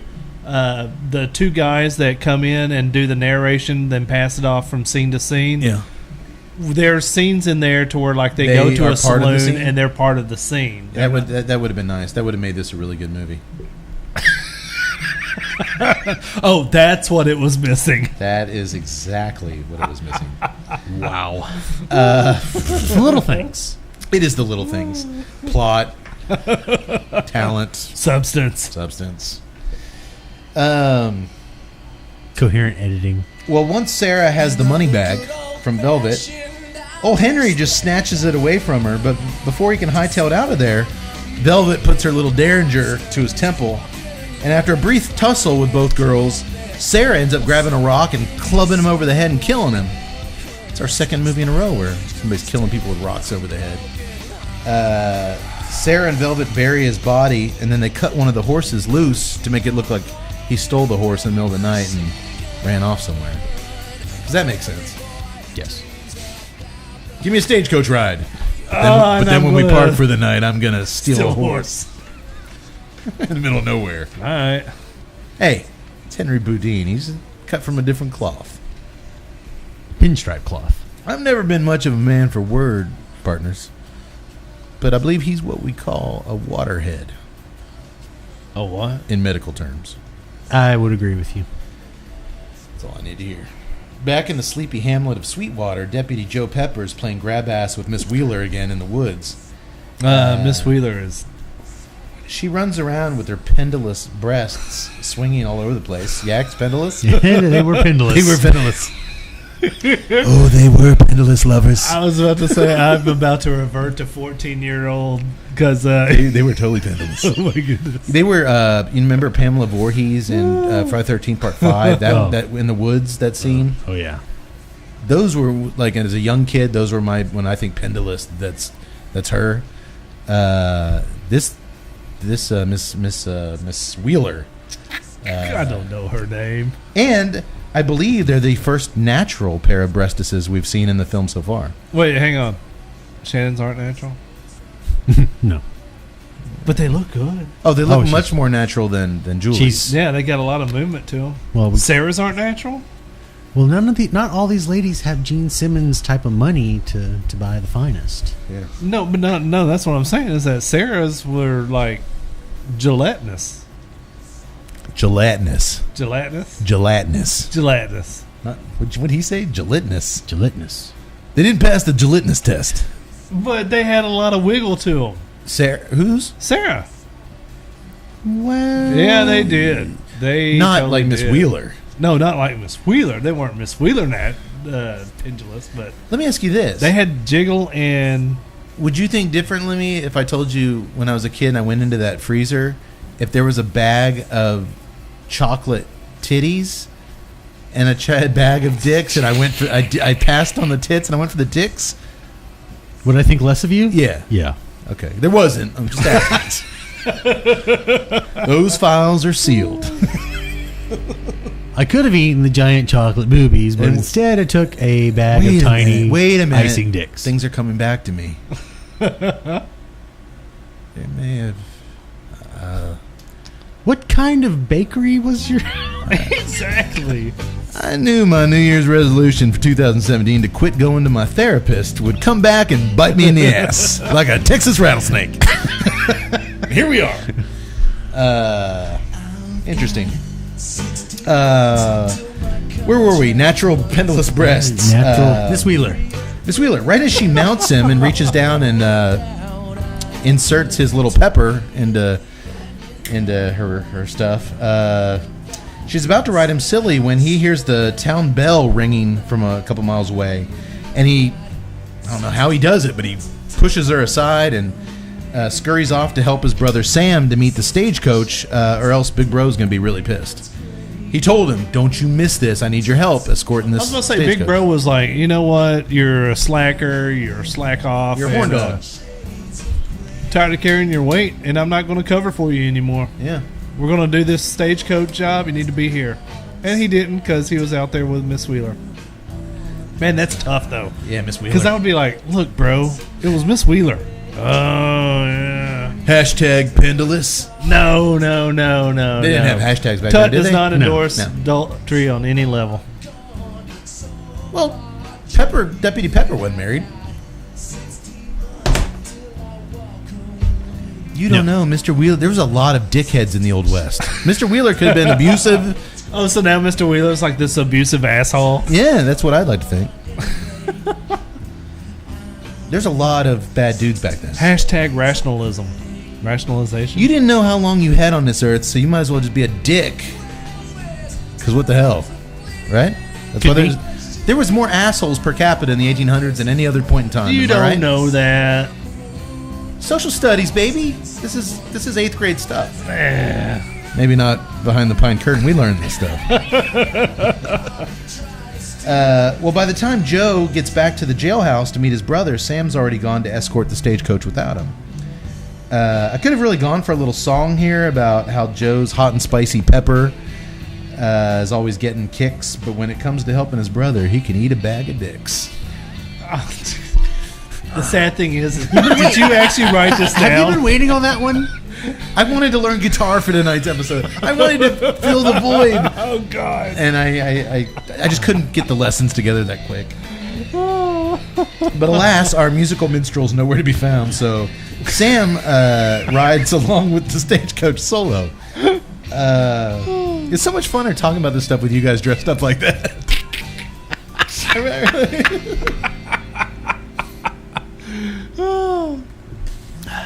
I'll tell you something else. We'll get to this moment later that's really ringing the bell right now.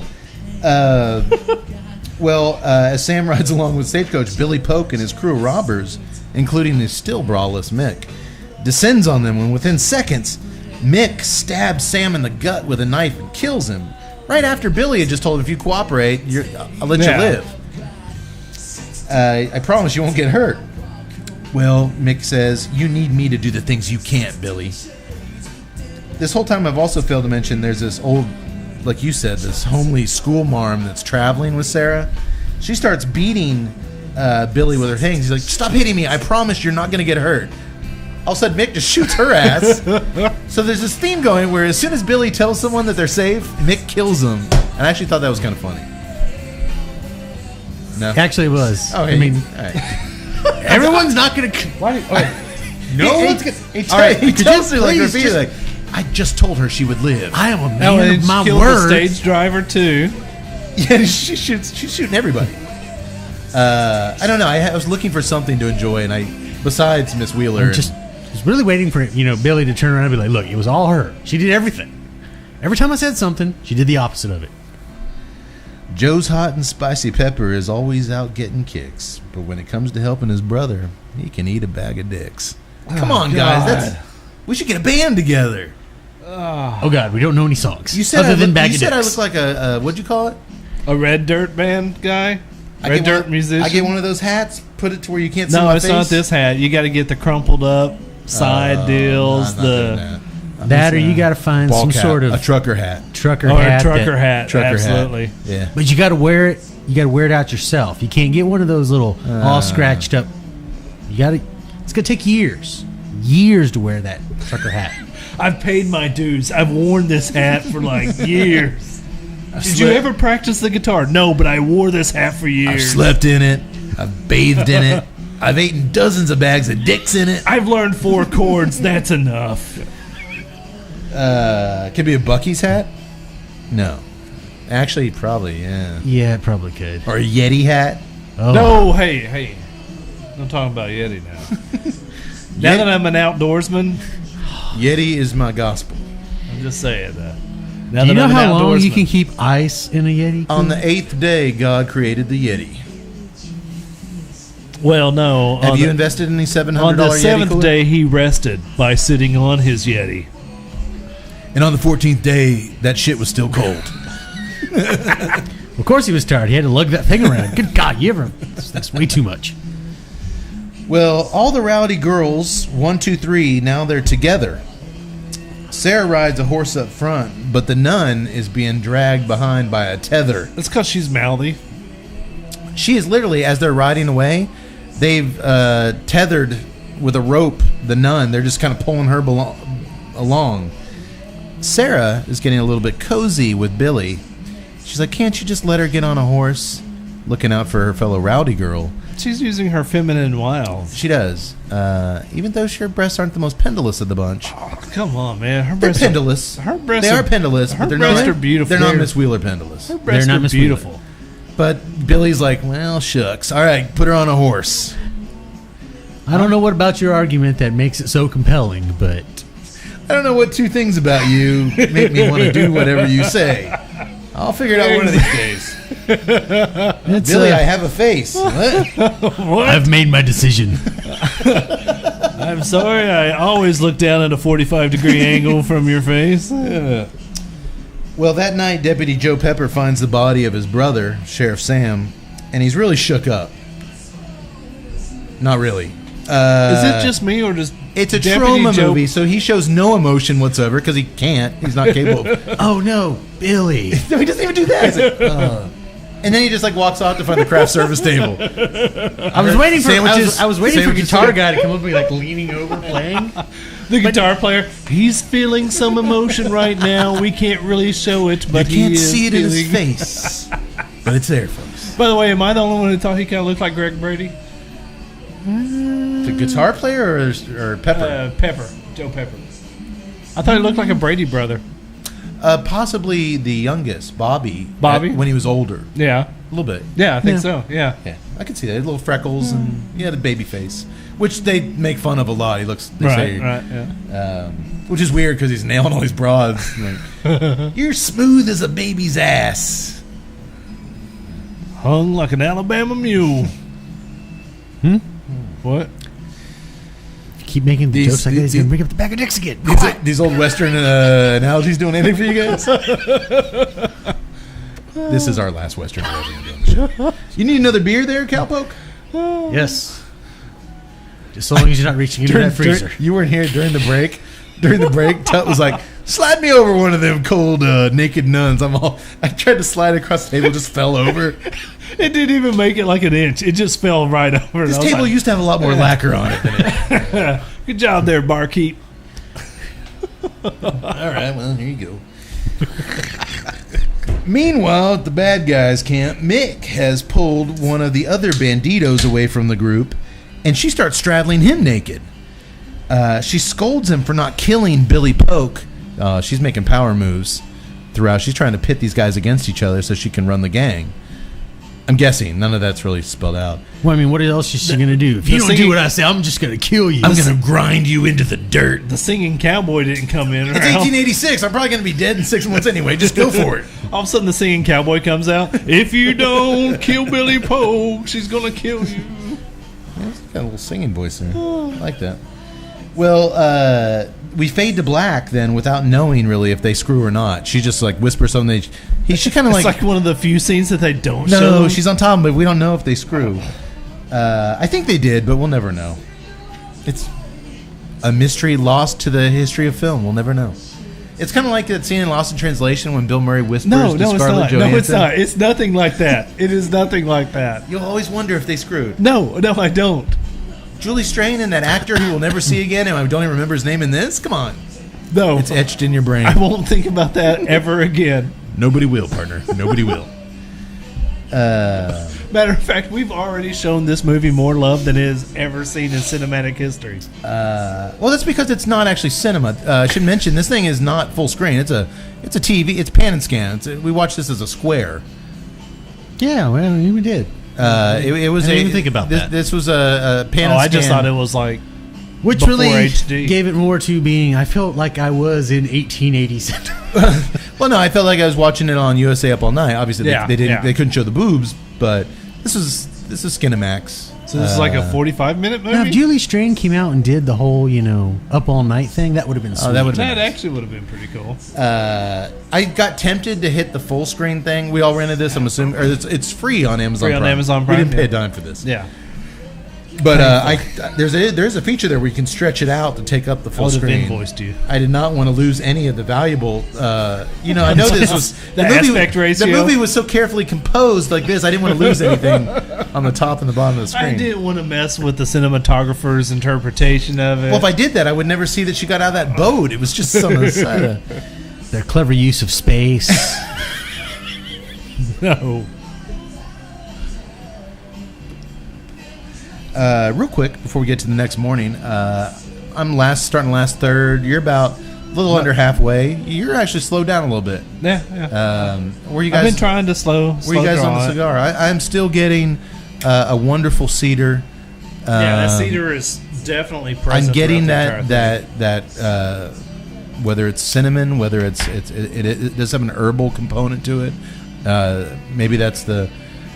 I can't decide if it's coming from the beer or the citrus, the orange. Well, with jalapa, you get a little bit of a natural sweetness to it anyway. And I think that sweetness mixed with the cedar plus the beer, that's where you're getting a bit of the tanginess to it. The strength has picked up a little bit for me. Has this picked up for you guys? Yes, it has. It has, yeah. This was a mild to medium that first half. Yeah. It's much more in the medium territory now. Nothing crazy harsh. Right. Nothing crazy strong, but definitely the strength has picked up a little bit. Right. The cream has died down a little bit. Now I'm just getting a little more of the body of the woodsy, the cedar. I was going to say I'm getting a little bit of leather, mostly cedar to it. It's a good smoke. It is. It really good is. Man, Fernandez doesn't dick around. Well, no, and what because he kind of put a lot of thought and care into this release, considering how many he does. This was clearly something special to him. Maybe now would be a good time to talk about MSRP, the price point, because AJ's known for putting out sticks the working man can afford that really give you. That's why I'm a fan of him. Some good bang for your buck. Yeah. You guys want to guess on this guy? I'd go $7.50, $7.25. I was going to shoot around 9. Well, Mr. Tuttle, almost dead on. I picked this up. Fivers can be found on Famous Smoke Shop for $38, so $7.60. Not bad. Damn good deal. Good deal, and priced right. Priced right. I agree. Now, one of the things that confuses me with Fernandez is that he's very prolific about blending for other labels. You mentioned, quite a few at the start of it. So I'm always kind of curious as to, it seems like I run across his name more on other labels than I actually do his own stuff, with the exception of New World here lately. And like the AF1 that we did, that was his namesake. But I don't see them in, at least in Central Texas, brick and mortars. In brick and mortars, I don't, with the exception of New World, I don't really find a lot of AJ Fernandez brand cigars. No. Big through online retailers like Famous. I just find that interesting because he is such a known commodity in the cigar industry that his own label push isn't front and center in my brick and mortar. And I want to say he won Factory of the Year on Half Wheels end of the year, either last year or the year before, just because not just the amount of work he does for his own labels and others, but the quality. The guy his reputation is I'm a fan. Rock solid. I'm a real fan of his blending style. There's very few Fernandez cigars that I don't like. Construction is beautiful. I got a little bit of peeling right where my label was, but I think that was for me peeling the label off. Yeah, I think I did the same thing. The wrapper kind of caught with the adhesive of the brand of the. You guys see, there's a mysterious word written on the inside of your band there, or is that just mine? Did I win something? You guys have that on there? There's something written in cursive. Does it look just like this? Is that handwritten, or does they all look the same? They all look the same. Yeah. I think. Another mystery. Another mystery. Who knows what that says? I'll look it up. I'll let you know on the episode page. Fernandez. That's a lot of Schizoplasm. Mixoplick. Yes, Pitalik. Damn it. It's a pretty wrapper. I like it. Or a pretty label. I'll come back. Beetlejuice. I'll come back towards the end. The beer has been the same, just very herbal, very smooth, very delicious. I was a fan of it when I first drank it. I'm still a fan of it. So the next morning, Deputy Joe follows the fresh trail of horse shit to track the Billy's gang to their new campsite. Well, I like at this point now, all of a sudden, he has the skills of Billy from Predator. He can track anybody. He's down there Feeling the horse feeling shit. the dirt, Apparently- looking into the distance. Apparently, everybody in westerns can track just everything. It was 4 horses all walking in line. How can you tell? I see him right over that ridge. Spent 2 hours looking for my fucking keys the other day. Well, I'm just amazed because, like, you always hear stories about the Indian trackers, you know, the army hiring Indian trackers, but in Western movies, everybody can track. Yeah, put your ear to the ground. You know exactly what's going on. I hear things. What? There's Stuff. 13 of them. They're horny. They're on the hunt for a big bag of dicks. I should really write a Western. I think I have a knack. I think I have a knack for the world. Fistful of dicks. I was just about to say fistful of dicks. Oh, God. For a few dicks more. The good, the bad, and the dicks. The good, the bad, and the dicks. Well, as he finds them, of course, and he spies down on them from above. All the bad guys, are just sitting on these logs in silence, chugging whiskey. They're not talking. TNCC style. TNCC style. You been reading my notes?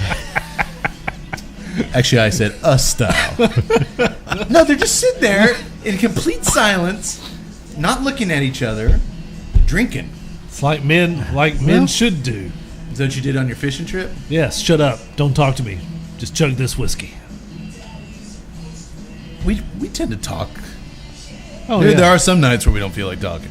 Well, I mean, you know, at this point, how many days together have they been? What are they going to talk about? That was an interesting tree back there. That's true. If you've been traveling with these same dudes for like a year or two, You've said all the stories, Yeah. man. Hey, Is remember that- that time? Yes. there's a hell of a cactus 3 miles back. Yeah. I ain't never seen that before. You know, they had that talk. You know what? For now on, when we drink, can we just shut up? Like, shut up. Look, I'm... Well, Velvet and Sarah are over in the water, kind of cleaning their hands. Velvet loves to bathe. Which is a good thing for us later on. Yeah. She warns Sarah, you know what? You better hurry up and pick a man. Oh, Sarah's a virgin, by the way. Yeah. You better hurry up and. I don't believe that for a minute. I didn't really pick up on that, but... Oh yeah, it is, because she says you better hurry up and pick a man to have sex with, because once they're nice and liquored up, you're not going to have much say in it. And just like that, this dude finishes his bottle, last couple drops, throws it down, and then immediately grabs her and throws her on the ground to rape her. Well, eventually she's yelling for help. Billy comes over and he tosses the guy off of her, and then he jumps on her. He's going to rape her. And Mick's all for it. She's like, do it, Billy. Show her who's boss and all that. You rape her good. You rape her real good. And then Billy has a moment where Sarah's like, don't do it, Billy. You're not like these other guys. You're not like them. Don't do this. You're different than these scumbags. And you know what? He listens to her. Your giant heaving bosoms. they speak to me. Pinwheels. Must do what you say. I've felt like this since I dated Miss Wheeler back in high school.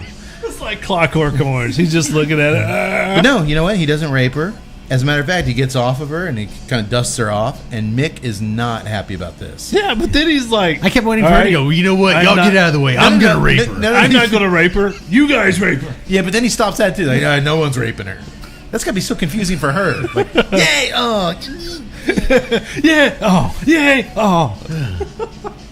Which... Yeah. You were going to make a Baylor frat party story, weren't you? No, I wasn't. The doctor's not here. Terrible. Terrible. Well, the good news is she doesn't get raped. Yes. Because I was about to say, because, I mean, the way that they were headed in the scene, I was like, I didn't know whether they were going to stop it or not. I thought Mick was going to rape her. I was just Start like, bashing her with those knockers. I don't want to see this. No, I didn't want to see it. It was the thing. It's very, with the music choices and everything's been very lighthearted so far. I did not want to see her. Oh, I was about to say, this kind of turned a little dark. I never want to see a rape scene, but I certainly didn't want to see a rape scene here, and I'm glad it didn't happen. Well, nearby, another douchebag is attempting to rape Velvet the nun. Oh, they can't rape her, so this guy goes over and starts raping the nun. when she, like we've seen before, grabs a rock and bashes it over his head. Throughout all these attempted rapes, there's a really silly goofball music playing, but it's also surprisingly intricate score, like a lot of different instruments. I got a shout out here to composer Richard Ziegler for keeping it weird, and it's a good little score for this movie. And it's also complex too. There's a lot of throwbacks to the macaroni guy, Ennio Macaroni, yes. right? And so greatest composer of our ever. Let's just call him Macaroni. No, he's no John Williams, but you know, he did a really good Can't think of job. a Western without his score. He did a really good job of playing to the Western sentiments and hitting the Western notes. It was the perfect score for this movie. It was a better score than this movie It deserved. was exactly, that's what I was about to say. It was a far better score and a better composer than this movie ever deserved. How they got this guy, I don't know. He must have been just an up-and-coming guy or whatever. Owed some guy some money. They probably had a picture of him in a bag of dicks. I don't know. Damn you, bag of dicks. You can't prove Richard Ziegler was hanging out with me in my aunt's basement. Well, Richard Ziegler? Dick Ziegler? Dick Ziegler. Oh, my God. This is Illuminati type shit. He just hit his cowboy hat on the microphone stand. I'm not used to wearing this goddamn thing. Well, now that she doesn't need his help, she just knocked the guy out herself, and she's going to rescue herself. Guess who shows up? Deputy Joe finally climbs down from the rock. Gun drawn, ready to go. I can see everything happening in the dark. And he orders Sarah, you're coming with me. Or no, I'm sorry. He orders Velvet. Yeah. Shannon Tweed. He's like, you're coming with me. She insists that they go get Sarah. She even says that's her sister trying to convince him. She wants the money. He's like, no way. When she gives him more, he punches her in the nose and knocks her out. I'm sorry. This is such a bad scene for me to just absolutely laugh out loud at. Dude, he bops her right in the nose, picks her up, and runs away with her to get away from the bad guys. It was basically like she started arguing. I ain't got time for this. Knocked him, and I knew I shouldn't laugh at it, and I totally did. Well, that's our hero in this film, folks. He punches out a nun, so she'll run away from the bad guys with him, and he leaves a young virgin to die. That's our hero. If anything, the TNCC should kind of get behind this guy. Remember when I said we'd have a virgin? Not anymore. Remember when I said we'd have a fifth fella here for our 50th episode? It's Joe Pepper. Oh, Well, times have not been kind. I was hoping for the real estate guy. Don't look him in the eyes. That's all I can say. Oh, God, we should totally get the cowboy real estate agent to sit in with us. He's got to be somewhere around here. A celebrity guest? That was shot in Hutto. He's got to be somewhere around Dude, here. if he wore that outfit. The big Tex outfit. I just got to tell you that this is the worst podcast I've ever heard. This is the most awkward thing I've ever been a part of, sitting here with these. Oh, my God, these guys drink a lot. I've been known to indulge. Now, I've been known to indulge a little bit in my time. But good God. Well, we're then treated to a very slow-paced and tender lovemaking scene between Sarah the Virgin and Billy Polk. Man, this guy really lives up to his name. He's poking everybody. Do you think that's why they called him that? I'm Possibly. pretty sure that's exactly why they called him that. It's the total opposite of the sex scene he had with Mick, where it's all fast and just crazy, frenetic sex. Yeah, but I really think that was all her, not him. True. He wants to make love. She is pure mayhem in the sack. He wants something else. I saw this scene and I could only think of Eddie Murphy in Raw when he was like, you know, when I look at white people in their love scenes, and it's all like, oh, I'm going to make love to you. I'm going to be so tender and make love to you. No, you want a guy to put your hair and say, I'm going to fuck. No, sorry. Well, this session fits that stereotype. It's very sweet and gentle. I just got a little too. It is her first time. Well, And as she moans in ecstasy, everyone can hear it in the camp, including Mick. She's not happy about this. She's pounding the dirt with her hands. She's so angry about this. Drinking. But she wanted Sarah's first time to be via rape, not this. She's evil. she is pure evil. 6'1" of evil. Pure evil. As Velvet and Deputy Joe ride away, he wants to know which one of those scoundrels killed his brother. She tells him, but unlike Charles Bronson in Once Upon a Time in the West, who was out for revenge, or Ethan Hawke in Valley of Violence, the two westerns we've done that are all based on revenge. You have absolute zero faith that this dude's going to get revenge or even try to avenge his brother's death. I mean, this guy's a total putz. No, I have pretty much latched on to the quality of movie that I'm watching, and I know he's going to win in the end. This waterhead ain't doing shit. By the way, I'm not. We've bragged on the composition of the movie and the music score on it. That's about the end of where I brag on the audio work of this movie, because there's like a whole bunch of scenes where you hear airplanes going overhead, and I was just those were it was Sweetwater was a hub for Continental Airlines. It pretty much was, because here I am. It's like you got the horse in the background, and it's like, I know on one scene it's a deputy and the nun, and I mean you plainly hear the airplane flying overhead. Well, here's the thing. He's not totally useless, this guy, as much as I made him out to be, because it's through his eyes, his point of view, that we then get to watch Velvet take yet another bath. She bathes herself in a... Is this the stream where she's bathing herself, or is that Yes. late? This is the stream. This is the stream. And she kind of caresses her naughty parts, and Seducing. so we did get to see that. Shannon Tweed. She's a very she's got a husky bedroom voice, She does. and she has a larger kind of She's big bone. a mature woman. She is, and they make a lot of jokes in this movie about how old she is, which I guess is just because the Old West, because like people don't live to be past their 40s.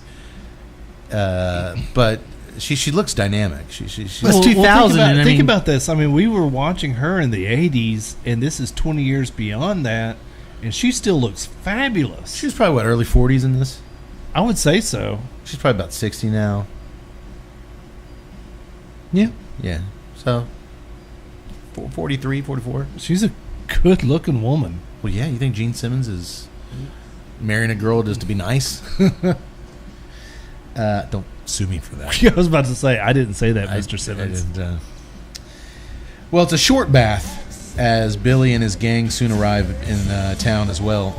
They storm the tiny saloon with Billy offering up. They've tied up Mick now at this point. She's such a troublemaker, they tied her up.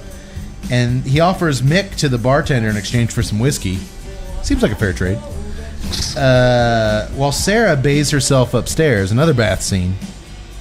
And that's the... No, we've seen her boobs in a lovemaking scene. That's right. Yep. Sarah...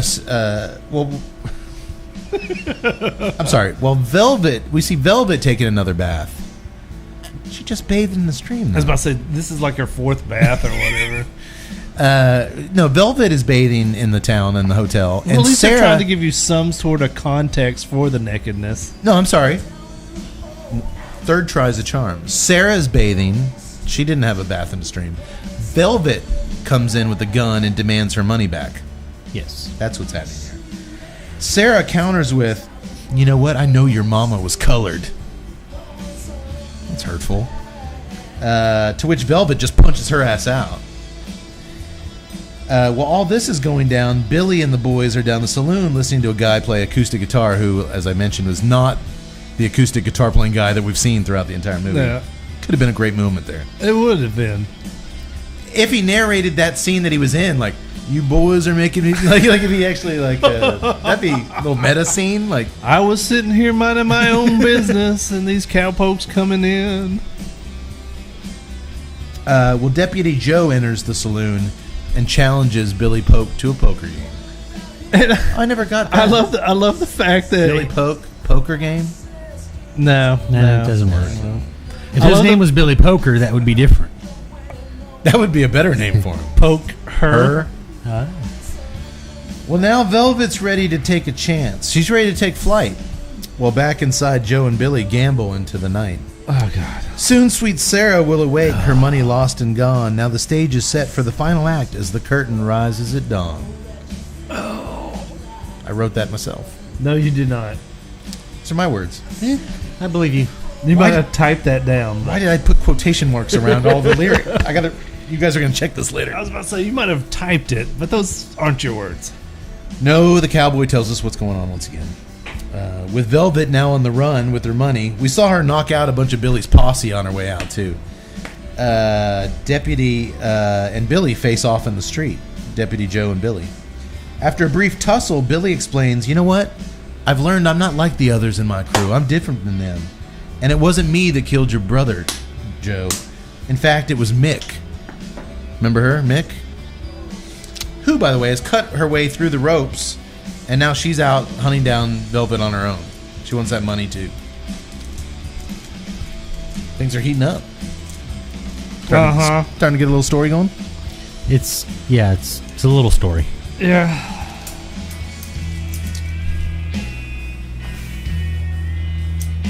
I forgot, we also see Sarah riding around on a horse wearing nothing but some lingerie at this point. Yes. Things are jiggling up and down with a capital J. Yowzers. Yes. This was the first scene I saw her, and I was like, whoa, like that would turn a guy like Billy to the right side of the law. Like, I don't see how that thing was contained in these things. It wasn't. No, barely.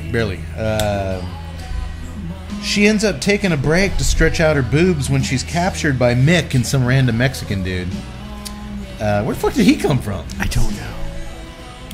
Did he work at the saloon? I thought that was the guy that she was like, "You should have shot Billy."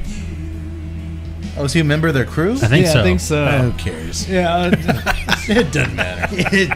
It just does not matter. You know, that guy was listening to the whole podcast like, I wonder if they're going to talk about me. That was the best experience of my life working on that movie. They're going to get to it. That guy can eat a bag of dicks. That guy can eat a big bag of dicks.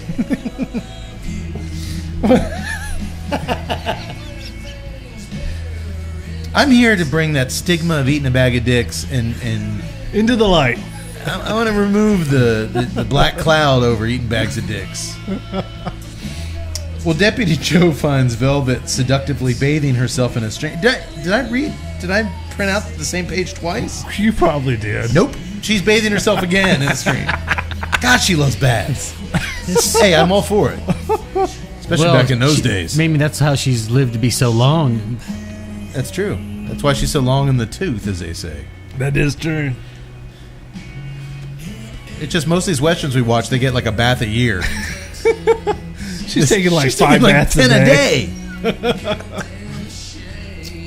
Stop the horses. Velvet's got to bathe again. Well, he suddenly realizes that maybe she's not, as he watches her bathe and kind of caress her boobs and stuff, maybe she's not a nun after all. This kid's smart. He's catching on.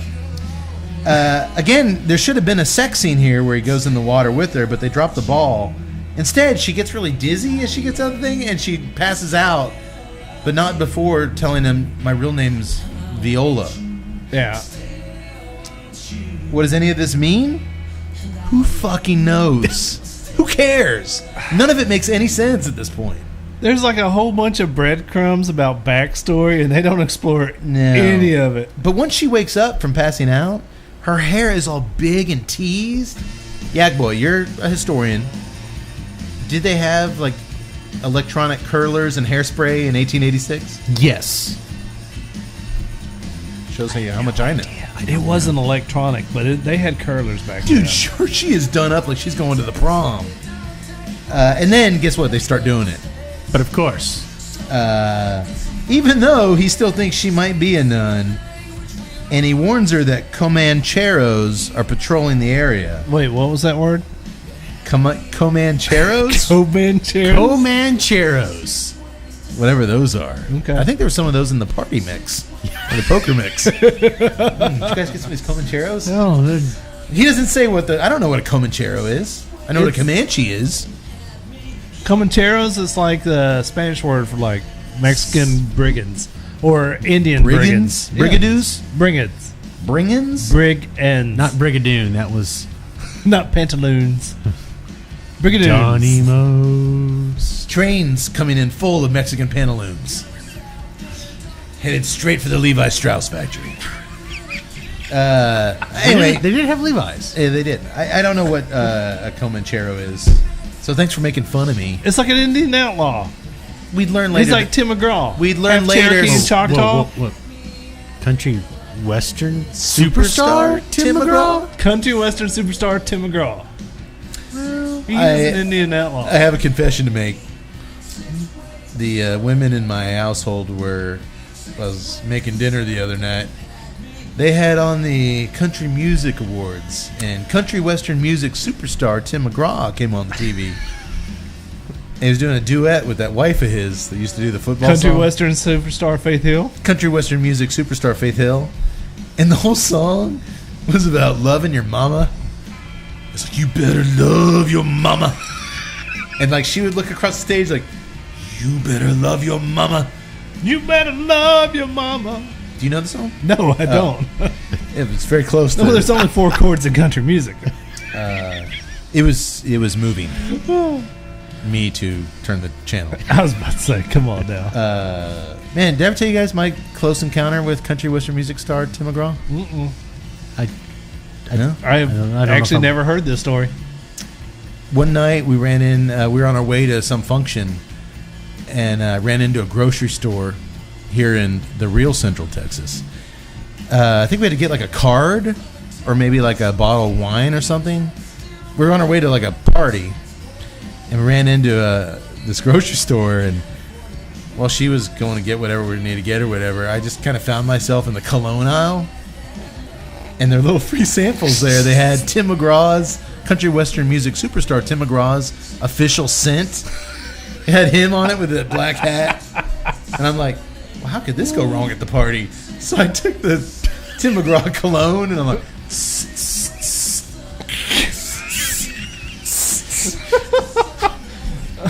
Douse myself in the essence of country western music. What is that superstar Tim smell? McGraw. It smells like Bigfoot's dick. Mrs. Cade, if there's a popularity concert, if there's a popularity contest at this party tonight, consider it won. So, dude, finally I get the signal like, hey, I got the shit. Let's get out of here. We're walking. Actually, it started at the checkout lane. Like, she kind of gave me that look, like, It's like Bigfoot dick. we walk outside, and like you can tell, like she's like, it wasn't somebody in the store. It's me. She's smelling, and we're like walking. Oh my god, it's you. We're walking out to my truck. She's like, what is that? Like, what'd you do? And I'm like, I was waiting for you to ask. I happen to smell exactly like country western music superstar Tim McGraw. She's like, what are you idiot? Like, this is like, she's used to shit like this, but not. She's like, what? I'm like, yeah, they had some Tim McGraw cologne in there. I thought I'd get jazzed up for the party. Little lady. Dude, she was so pissed. I had no chance. You can't get that off of you. I mean, it's like a scarlet tea for Tim McGraw. Dude, the whole party, I was like walking around. I was just so self-conscious about it. I went from thinking it was the best idea in the world to like everywhere that I went up to at the party, like, hey man, how's it going? What you got in the keg there? Like, Wait, what is that smell?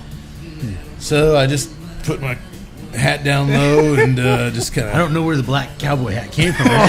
It just grew out of my head. It hurts. Oh, damn it. Yeah, that true story. I don't know if that cologne is still available. Check your local Walmart or Academy Sports and Outdoors. Wherever fine male fragrances are sold. Oh, damn it. Yeah. Wouldn't advise it. God, where was I?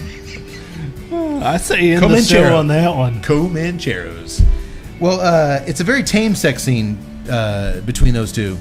Actually, it could be PG-13 if it weren't for like the occasional nipple close-up. Hers. Not his. Thank God. Did y'all catch that bizarre moment during the sex scene where he takes her hands and puts them on his butt cheeks and holds them there? What was that all about? Is that wrong? You guys looked at me like that was like totally normal. Look, I wear Tim McGraw cologne. Nothing's normal to me. I don't know what normal is anymore. No, you guys ever done that move? No. You're not doing anything with those hands. Put them there. I don't know. I thought it was weird. Because he wouldn't let her leave him there. Like, he held him there. Feel my ass. It's weird, right? Well, I'm not riding around on this horse for nothing. Well, when you have buns like I do, he likes the way she's kneading those little boy hairless butt cheeks because he says, I'm guessing you're not a nun after all. The genius. And what she says, I guess you're not a little boy after all. And then she grabs his hairless butt cheeks one more time. You boys think these two have what it takes to make it the long haul together? oh, I do. I totally do. Sure, why not? I thought about it, that they could make it last, the age difference and whatnot, until Joe says, hell, you look like you might even love me. And she just bursts out laughing. Kind of like what my then girlfriend did when I had the Tim. I think I was married at that point when I wore the Tim McGraw. You're just looking at that because you love me. No, I'm rethinking all my life choices. That's what Tim McGraw cologne does. It makes you rethink things. Not you wearing it, the ones around you. It's your love. Did Travis Tritt have his own cologne? Probably. I bet he did. I wasn't privy to the marketing decisions of the Travis Tritt. COLOGNE. I smell COLOGNE. He totally would have done it too. He totally would have done. Oh, That would have been his commercial. Damn it. Oh, if it hasn't been done, I'm pitching that to him next week. You're all, hey Travis, I got a friend. He's got this idea. Is this the guy that ate that bag of dicks? Yeah, well. All right, don't judge him on that. This is a great idea. Oh, like there was no bags of dicks on the Travis Tritt tour. I cannot deny that. By law. I have to By law, I have to tell you. Seriously, folks, go listen to our last episode. Cowboy Realtor kicks ass. Meanwhile, somewhere else on the dark prairie. So dark, actually, you can't see what the fuck's going on in this last part of the movie. Which is weird because And yet these people move around like they've got perfect night vision. Well, every night scene that this thing is shot, it's obvious that it's a day with a blue screen on. I mean, Not in post. They put a blue screen over the lens. lens, and I was just kind of like, all right. Yeah. Well, Mick, our sexy 6'1" Mick, has Sarah tied up, and she's telling her that the next day she's going to hand Sarah over to the Comancheros. And they're going to rape you good. She says, you're going to wish you hadn't screwed Billy because they would be nicer to you if you were a virgin. But now, oh no, they're going to be rough with her now. I don't know anything about Comancheros. I don't know how that works. But again, I think their Comancheros don't really care about Sarah's virginity. gagged up. You can't really see if she's like frightened in this scene. It's so dark you can't even. I think she's scared, but you can't see anything going on in it. It's like frustrating, sort of. Is it? I didn't care at this point. It's just so dark out. And I guess I was wrong about Velvet's feelings towards Deputy Joe because we see her right before dawn pack up her bag of money and start walking off away from him as he sleeps. But she stops herself. She looks back at him. Maybe I do love him. She can't leave him. So she goes back and lays down next to him. And I thought I saw him smile. Like he wasn't really sleeping. It was a test. But again, it was so dark I couldn't tell what was going on. You know, she just fell in love with those hairless butt cheeks. And that's why you just got to grab her hands and place them on the biscuits. That's what saved me that night of the Tim McGraw cologne. You grabbed her hands, placed them on the biscuits. I'm all, hey, remember this. Don't let go. Don't you let go. Don't you let go. You better love your mama. As the sun rises in the east, Billy and his crew sneak up on Mick's camp, knock her out cold. That's the second Rowdy Girls got punched in the face. And they rescue Sarah. Sun rises in the east, is that correct? Sun does rise in the east. I learned that from Beauty and the Beast. Okay. Certain as the sun Oh, rises in the east. I have a little doll in my house that sings that like over and over again. I call her my wife. I learn everything about the world through dolls that I step on when I'm drunk, trying to make my way to the couch to sleep. Yeah, at least you can blame that on your daughter. We get it, Ernie. You love rubber duckies. Shut up. Well, she asks why Billy didn't just kill Mick when he had the chance. And he reminds her, you know what? You're the one that told me I'm not like them. I'm not a killer. He also tells her to keep quiet as he's cutting her loose because there's Comancheros everywhere around these parts. But this is 3 times they've alluded to this army of Comancheros. At this point, that's the only reason I'm hanging in there, because I'm like, with this budget and this, I really want to see what these Comancheros are like. But guess what? We're never going to see them. Why don't we see the Comancheros? How do we know there's so many? Well, they ride single file to hide their numbers. I smelled a big pile of their horse shit. There's 70 of them. Different height and weights. One walked with a No, limp. we on never his left actually foot. get, unfortunately, we never get to see the Comancheros. I thought they were Indians. They are Indians. Oh. You said Mexicans. I didn't No, say that's a Mexican. Mexican word for it. Oh, okay. Oh, okay. Mexicans call Indians Comancheros. Indian Outlaws. That's a Travis Tritt song, isn't it? That's a Tim McGraw song. Yes. Tim McGraw does Indian Outlaw. Yes. All right. Half Country- Choctaw? Half Cherokee and Choctaw. Choctaw.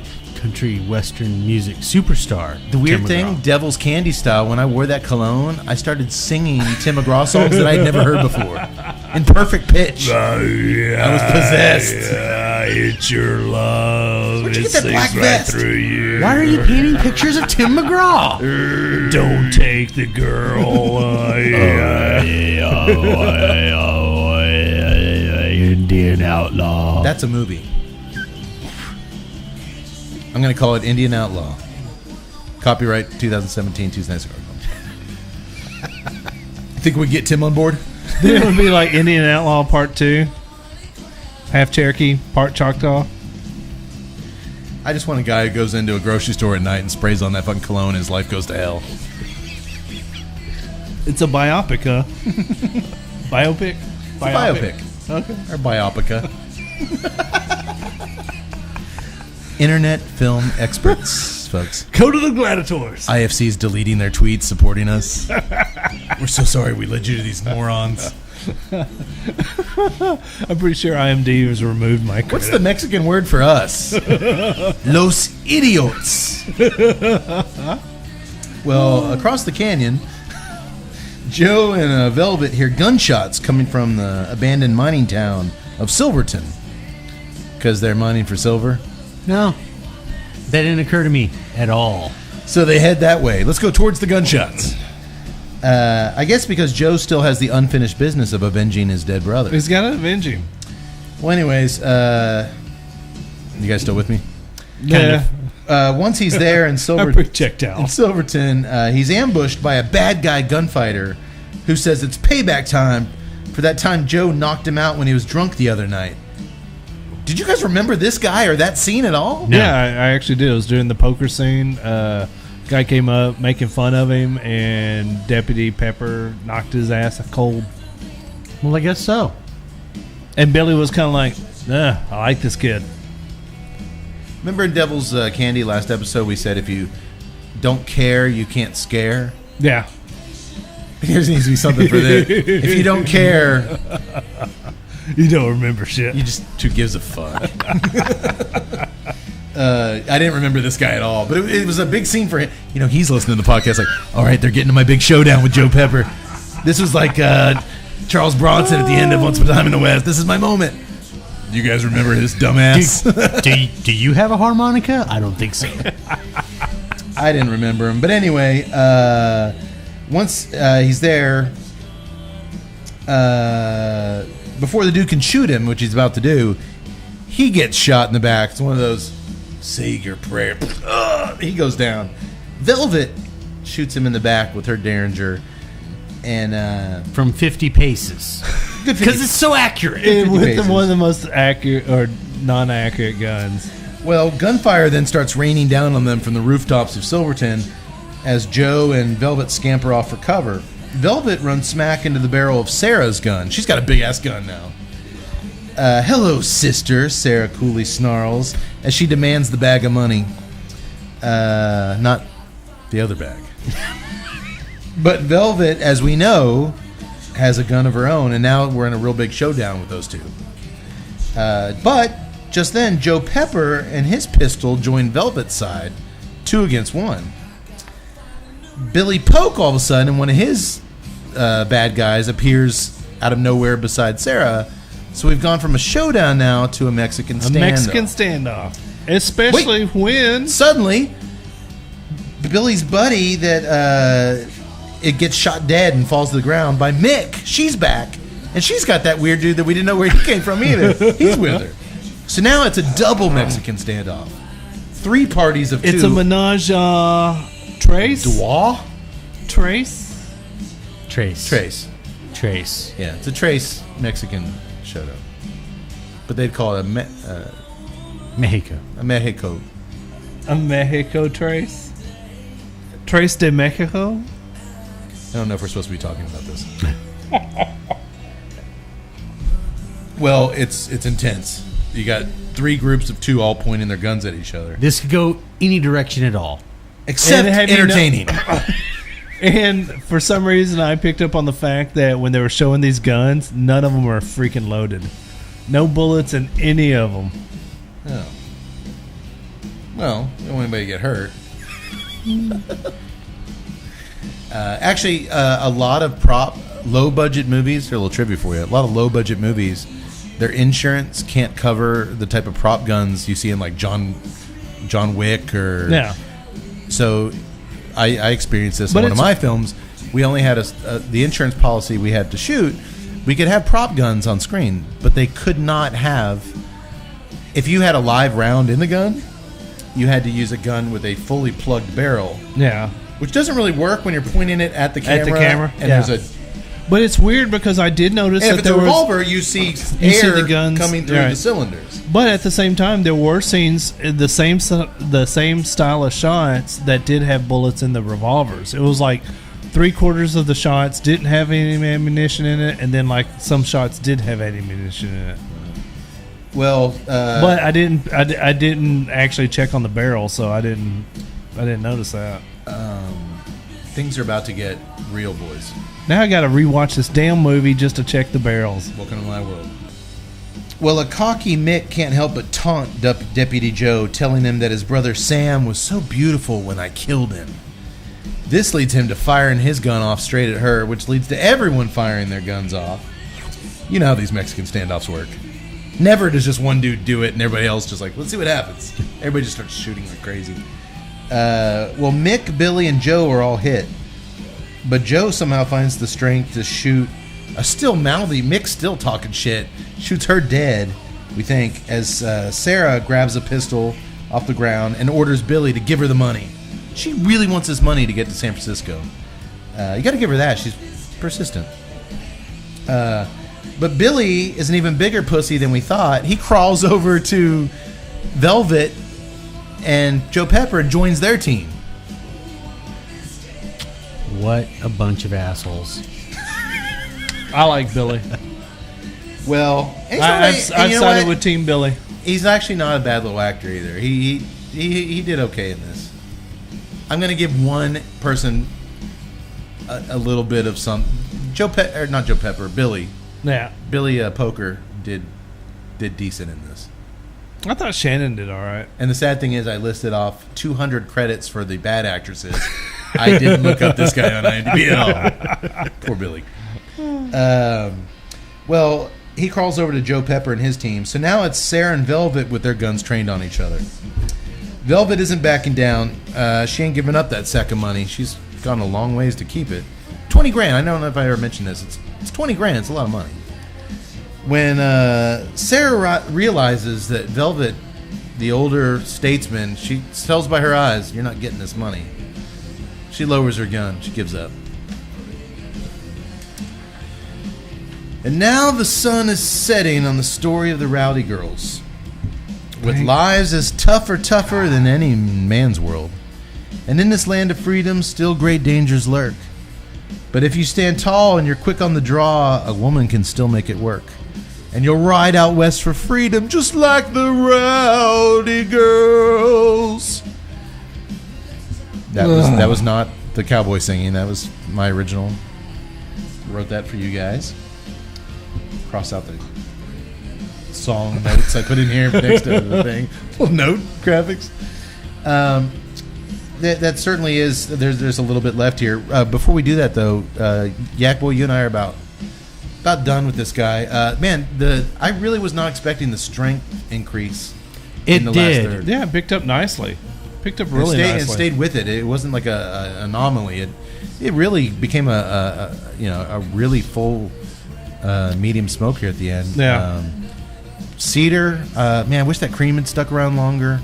But it does, even separate from the beer, it did have that kind of citrus zest, kind of floral element to it. It's a good smoke. Yeah, it really was. It really was. I really stick by my guns. I would love to have this in the morning with a. Oh, I think you're right. I think Joe. you're dead right about Yeah. that. Absolutely. Throw some nice coffee on there. That'd be good. I don't say this about Well Square. I don't think this is a pairing with alcohol cigar. It's serviceable. Maybe some wine. This might go well with some red wine. Ooh, a dry. Yeah. Dry yeah, would be nice. I can see that. Not beer. It's not a beer cigar. I don't think so. I mean, it's serviceable as a beer cigar, but yeah, I think the wine would be good. I think coffee would be excellent with it. Yeah, I agree. Yeah. I liked it. I liked it a lot. 3 thumbs up. 3 thumbs up. 3 thumbs up on the beer. And 2 beers around. Huh? One for Mr. Cody and one for me. As Fritz sings "Bring Another Round," I'm getting told Get to us bring another round. Another round. I'm a fan of the Naked Nun. I am. too. I am. I will be revisiting this one in the hot summer months. I concur. For sure. I concur. You guys, I know you've had their darker entries, Velvet's Mom style, on tap. You ever have this on tap? The Naked Nun, yes, we have. I think. But you hadn't tried it. I had tried it, but it's been some time. Oh, you're a liar, because earlier you said you never had it. I don't know who to trust anymore. I don't remember him saying that. It's a Mexican standoff between the 3 of us. Go. Roll. Re-roll. As we waited for one of the Tuesday Night Cigar Club members to make a move, we realized They were never going to do it it. would never happen. 3 hours later. They it is poured another round. It is a really good beer. Shall we Just finish? like Fritz's cover, she's a winner. She's a winner. No ladies in this movie. No, there are not. Well, before they all ride their separate ways, Sarah has the decency to give Velvet back her mama's locket. We never do learn why Shannon Tweed had a black mom. It really would have been so much more interesting. I'm guessing Not it was. really. I'm guessing Not when really. the prop person went into Sweetwater to the pawn shop, they're like, "We need a locket." It was the only one that they had. Like, all right, use this one. I don't know. It really just felt more like a Orgasmo. Stun cock!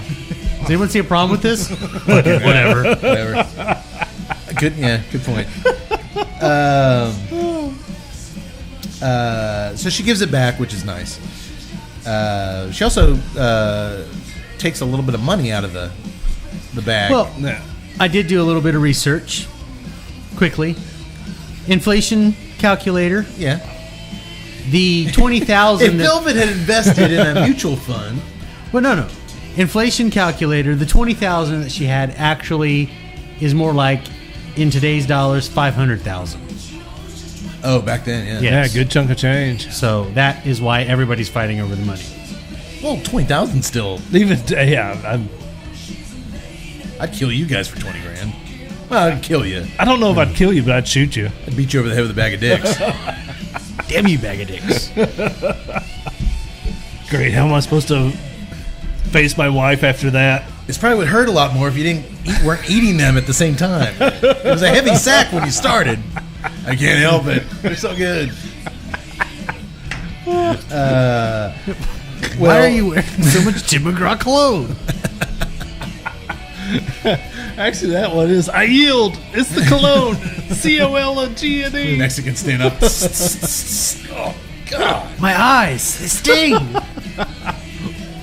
Faith Hill must have the constitution of an ancient warrior to sleep with this man. You think you're coming to bed, Tim? All right, I'll shower.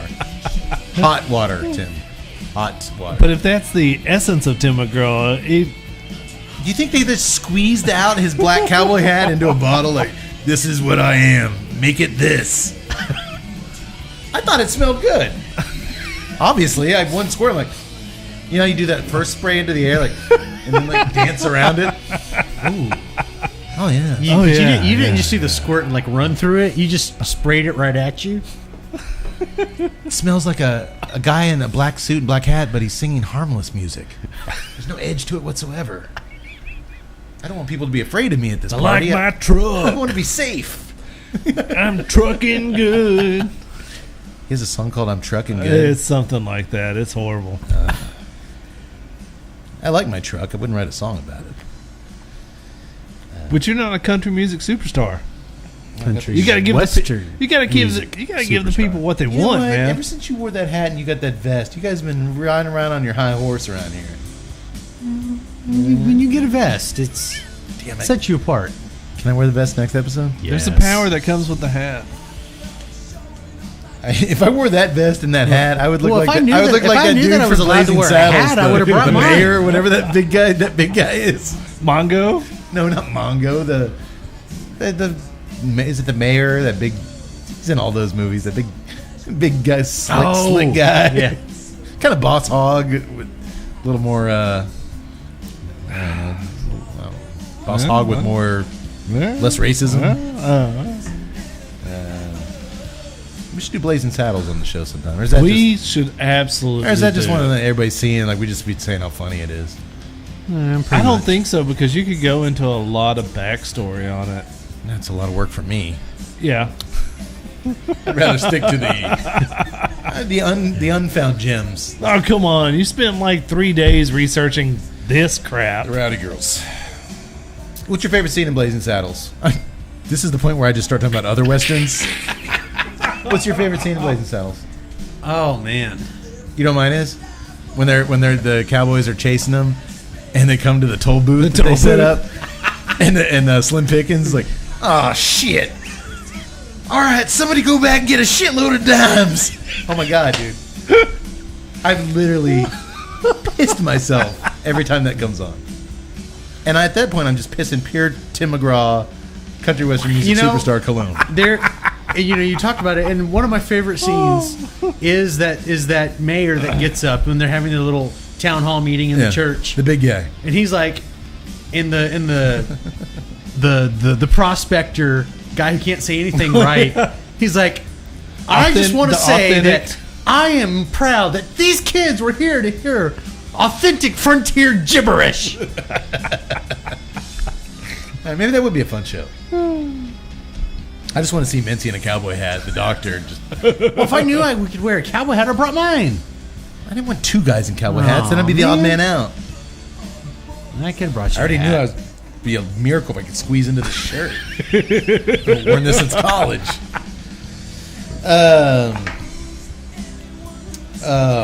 Where was I? She got the locket back with the black bomb in it. Deputy Joe tells Viola, her real name, because they're close now, that he's going to ride with her all the way to San Francisco because he's heard that there's a youthful, exuberant lad such as himself can live with an old, experienced whore like her there and be accepted. And she likes this. She's like, oh, you whore, you charmer, Joe Pepper.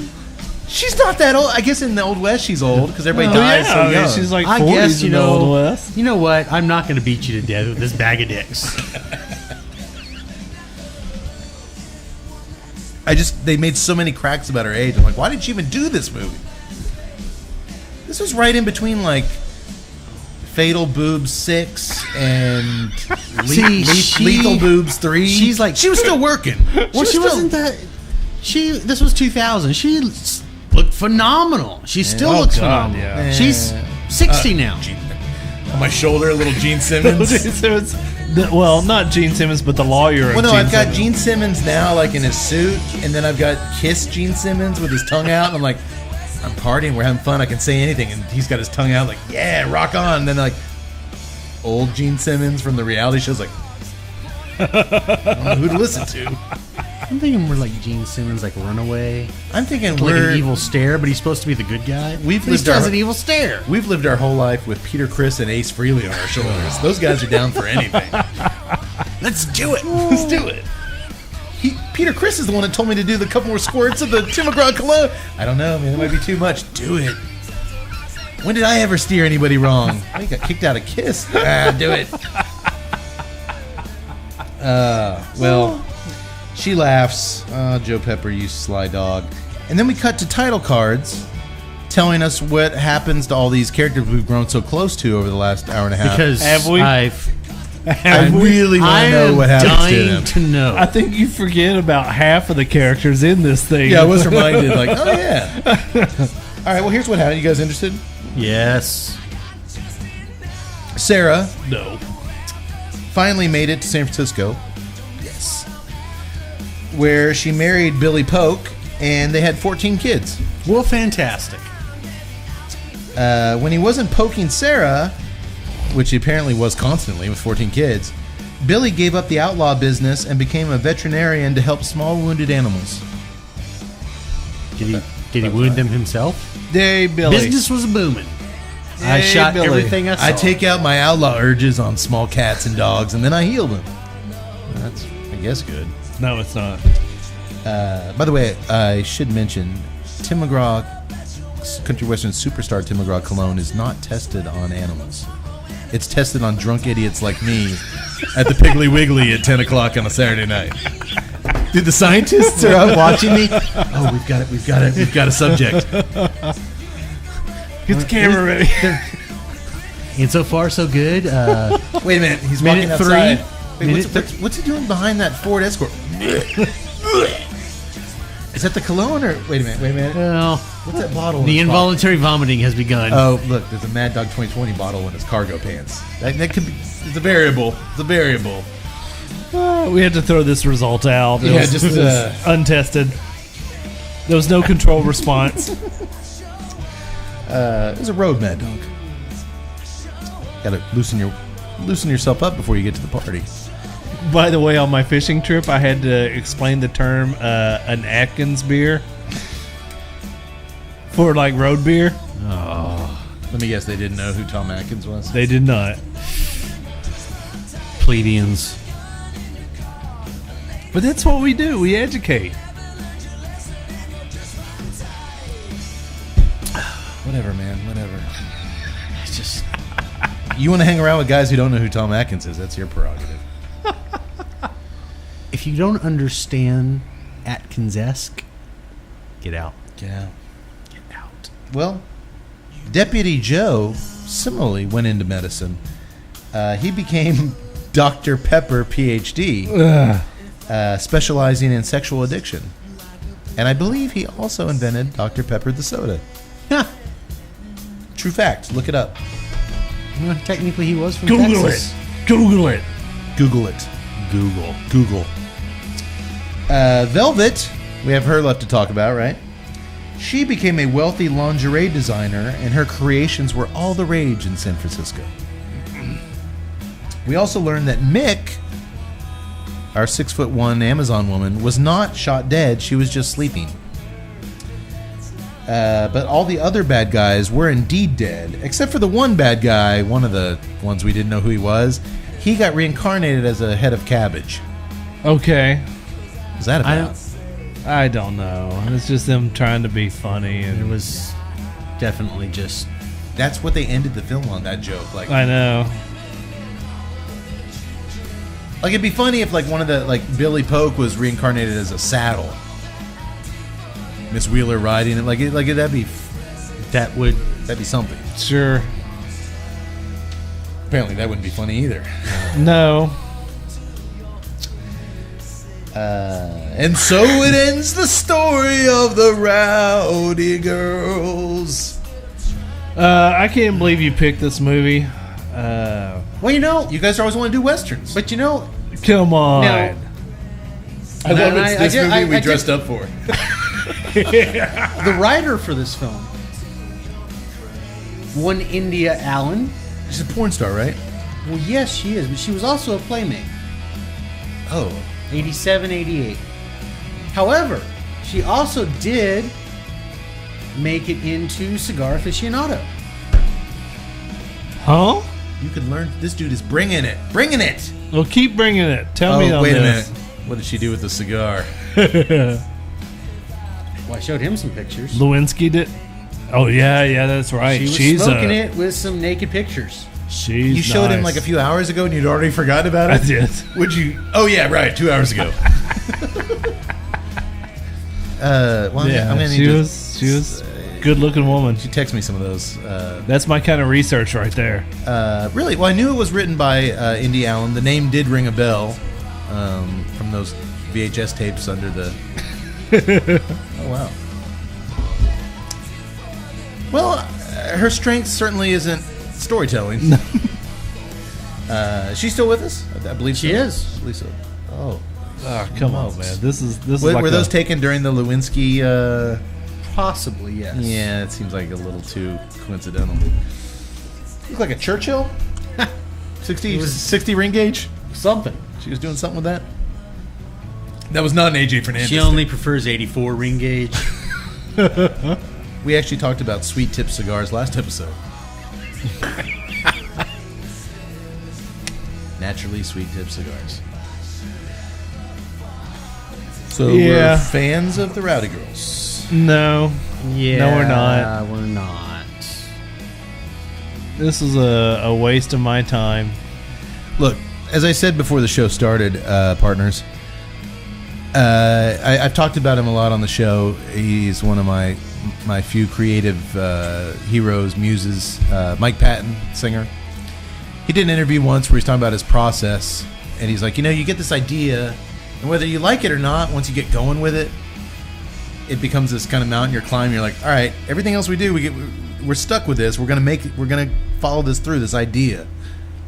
When I pick a movie, for better or for worse, man, we're doing this, and it gets to a point where it's too late, and I can't back down. And so we're doing this. We're doing Rowdy Girls. So what do? Well, we got to pair it with a really good beer. That's going to help. We did. We did. We're going to give it a really good cigar. We did. We're going to dress up in cute little outfits. We did. Yes, we did. We got to decorate the tree, if you will. And This is the most decoration that this movie has earned in ever. And you're welcome. You're welcome, listeners. I guess. Except to those two guys that we didn't remember were in the movie. I still feel bad about that. They're like, fuck you, TNCC. I listened to 4 hours for this? Actually, this is probably one of our shorter episodes ever. Should we just leave it rolling while we drink? Like, oh my god, it's a 2-hour episode from these guys. What do we have, like... Oh, we're at 2.5. That's still pretty short for us. Just leave it rolling. We'll just drink in silence like those outlaws. Check this out on YouTube. There's an hour of these assholes just drinking, not even saying a word to each other. Then Cade finishes his last beer and throws Cody on the table. No, Cade, not like this.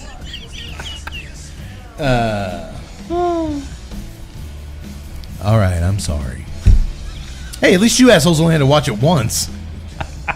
You watched it, what, 10 times? Welcome to my personal hell.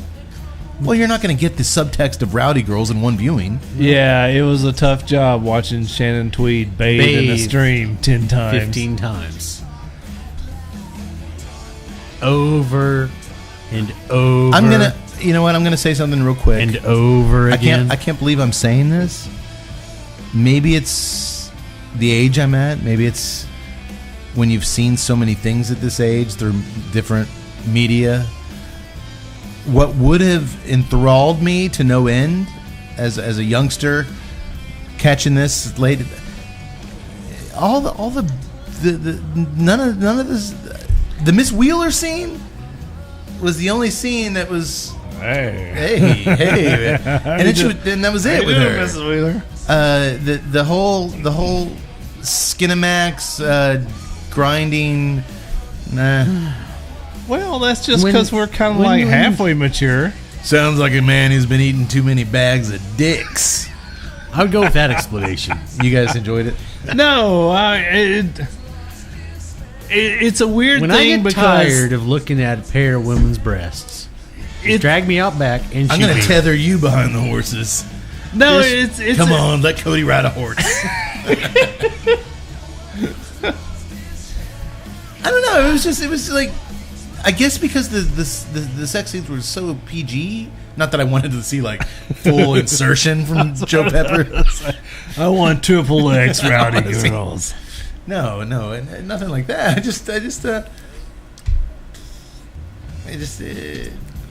I should have enjoyed. I feel like I should have enjoyed what this movie did offer. The reason this movie was made was to show boobs and loosely tell a little story. It was no to bikini car 18-year-old wash. guys.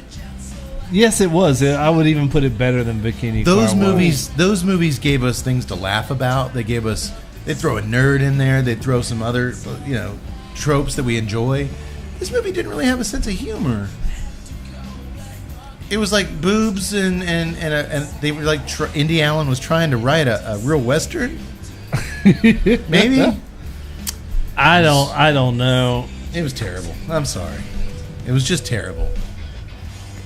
I don't know. It was a learning experience. I do think it's a cool exercise in how your tastes develop, or how your maturity kind of influences your taste. We've established I have no taste. I have no maturity. Well, I mean, I remember and you're absolutely right. 20-year-old Tut would have just been gaga over this. I mean, come on, Shannon Tweet. 40-year-old Tut is like, hey, that's Shannon Tweet. But then I started to question myself, like, did I ever like Shannon Tweed? Like, yes. But then I started thinking about like Fatal Boobs and Dangerous Nipples 6, and I'm like, yeah, I like those movies. She's always like a psychiatrist who got too close to her patient. Well, it's funny because Way too close. If I'm totally honest, I'm like, all right,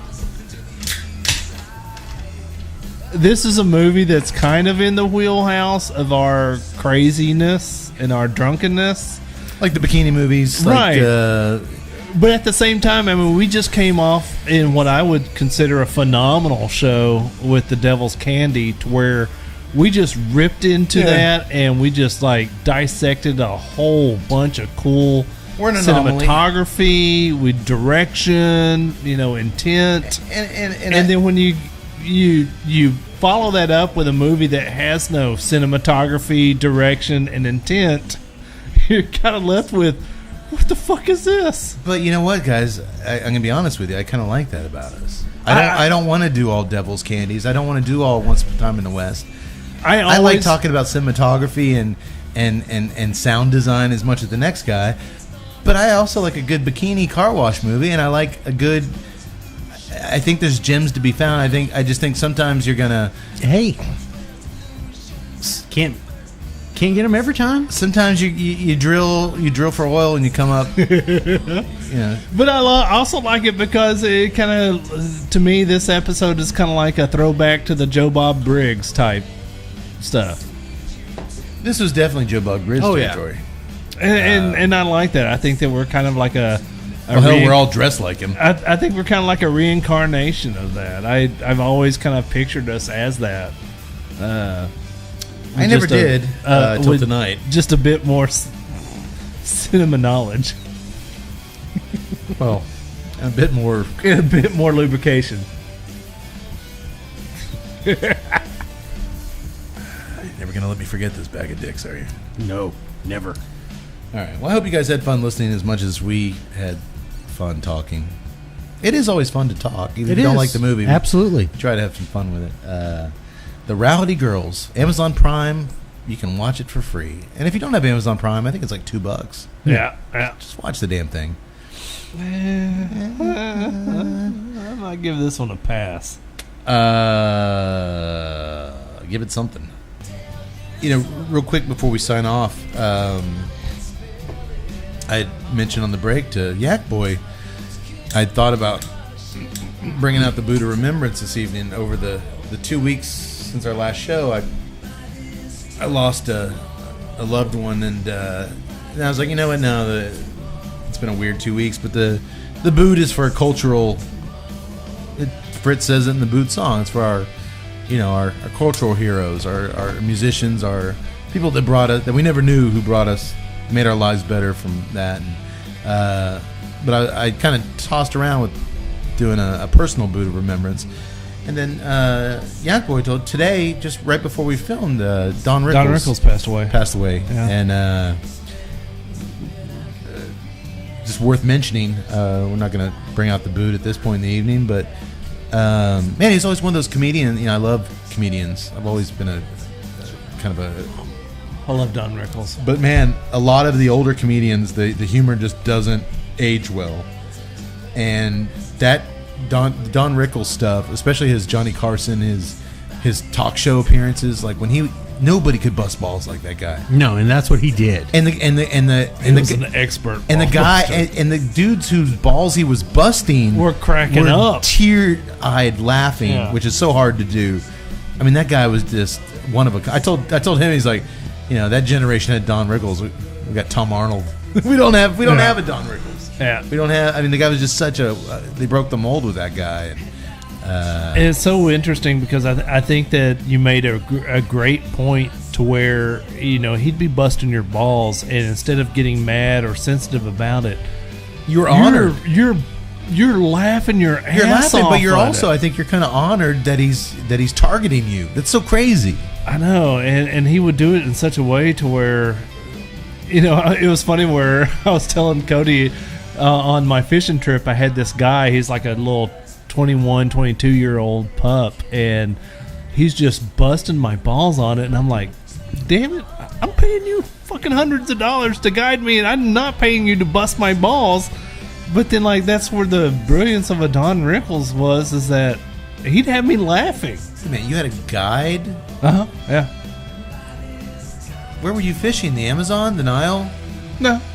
Oklahoma. I can't believe you guys made it out of there in one piece. This guide must have been amazing. No, he wasn't, but he broke my dry spell on fishing, though. Was he with you the whole time? No, just one day. Oh, okay. I thought he was like with you for like a week. No. Like John Voight and Anaconda. No. Oh, precious.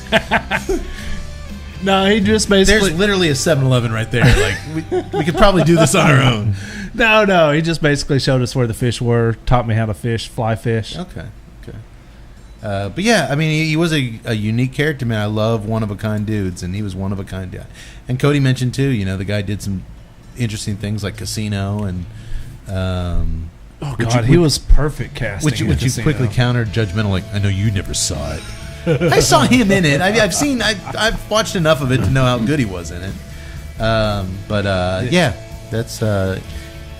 he's definitely boot-worthy, but we're just too lazy to go get that boot. But like you said, he's just one of those guys. I mean, he gave everybody, didn't matter who they were.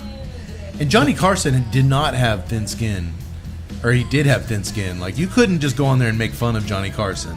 Yeah. Or Frank Sinatra. Like, he would fucking roast Frank Sinatra, but you don't poke fun at Frank. No, those were the ones I loved, when he would pick on the dudes that like. There was a great thing when like Rickles was out doing one of his things, and Sinatra comes on stage. He's like, and without skipping a beat, he's like, Frank, come on up, make yourself at home, hit somebody. He roasted Nixon when Nixon was in the audience. Yeah, he was. And there are very few people that get that sort of, they transcend and they go across everybody. Yeah. They make, and you're like, you know what? And the only one I can think of, it was also kind of in that same age range. I mean, it's a little bit later, was like a George Carlin.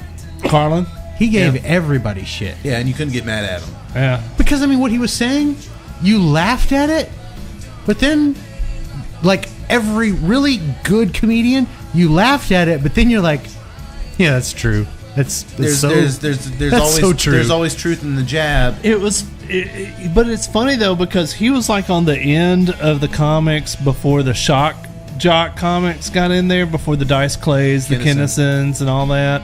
Yeah. Even today, I look at Louis C.K. and his popularity, and I'm just like, you take the word "fuck" out of their arsenal, and you've removed a good 60% of their material, Cade style. You remove that, F-bomb. Rickles didn't rely on that at all. I mean, he was so sharp and so smart. Quick with his sharpness. Yeah. It was amazing to watch him work. And so definitely, we don't have the boot, but let's take a drink from Mr. Rickles. Yak Boy and I have poured a little bit of scotch. Tut, much like Bill Poker pussied out on scotch. I'll tell you what, I'm down to the nub on this. Scotch with the Bel Artes, really nice. And the cream has creeped back in the very end. I like the cigar a lot. Well, I'm just glad that none of y'all said, "Oh my God, the butter on this is so eccentric." I feel like I never missed it. Didn't get the. I did get Eggo waffles with maple syrup. You son of a bitch! No, I was so excited about the possibility of both butter and sweet cheddar, but I didn't get either one of those. Sweet cheddar. Sweet cheddar. Tut, give us some links, buddy. All right, hit us up on Twitter at TNCCcast. Follow us on Facebook, Tuesday Night Cigar Club. You can hit us on Instagram, TNCC_podcast. And check out the YouTube channel, Tuesday Night Cigar Club. Subscribe to all of them. Follow us. Comment. And you know what? We get more and more little comments on Instagram and things of people listening and really digging it. I would take it as a personal favor if you'd go on iTunes, and because the more reviews we get on there, it can open up some things to us. Rate us. Give us 10 stars. 9 if you're skittish. And write just a little review about what you like about the show. Also, if you're doing what you don't like about the show, no, keep your mouth shut. If you're doing some Amazon shopping, then go to. You get all that straightened out. I got some electronic mail the other day that said we had some issues with our Amazon. I'm not going to say I have it straightened out. But in the meantime, if you're going to do some shopping, click on the Amazon ad on the Tuesday Night Cigar Club. Also, if you're going to do some cigar shopping, click on the famous Smoke Shop ad on our website and go that way to get the best deals on cigars. Even if you're not doing the samplers that the page links to, you can go to any other page and we'll still get a little bit of credit for that. Absolutely. Yak Boy just stocked up his humidors this week from Famous. Got some good deals. Yeah. So I encourage you to go there. I mentioned earlier we are going to have a big show for our 50th episode. And we were reviewing another Troma pick. No. We are going to be reviewing another Shannon Tweed pick, Fatal Vagina. Oh, God. 6. Oh. 6. Oh. This time it'll really get you. It couldn't even be 4. She's a lawyer who, God forbid you sleep with her. You're dead meat. No, we're going to be doing some... Here's the thing. 50th doesn't sound like such a big deal. I mean, it's a nice round number. But podcast-wise, I mean, a lot of these people pump out a half-hour podcast, so 50 is a drop in the... when you think about us, 50 episodes, that's probably almost 200 hours of content we've put into this thing. Yeah, that's about 200 hours of content. So if we did an hour show, that'd be 200 episodes. So let's just go ahead and call this our 200 episode extravaganza. We're all going to wear our Tim McGraw cologne. And like I said, we're going to have... You're just going to watch us sit around for 3 hours rubbing our eyes like, I can't see anything. I can't see.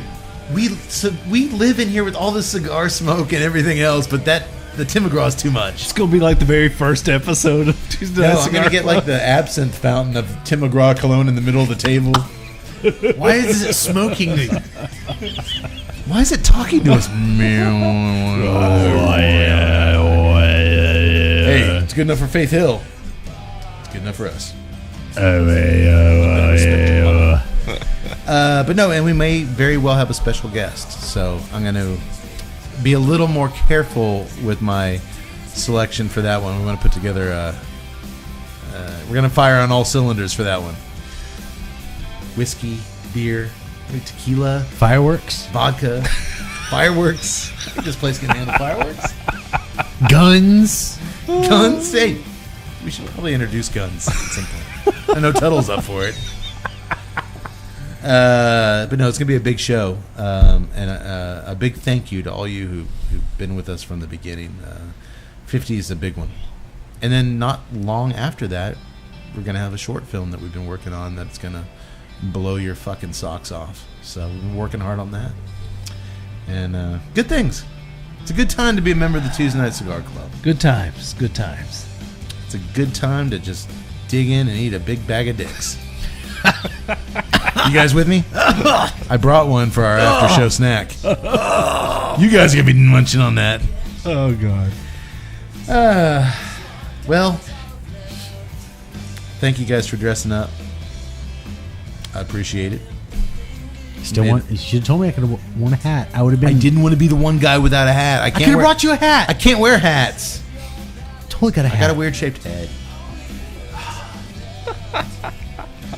It's a true story. I got a sweet hat, man. May the wings of liberty never lose a feather. As always. We'll see you next time. Sayonara, motherfuckers.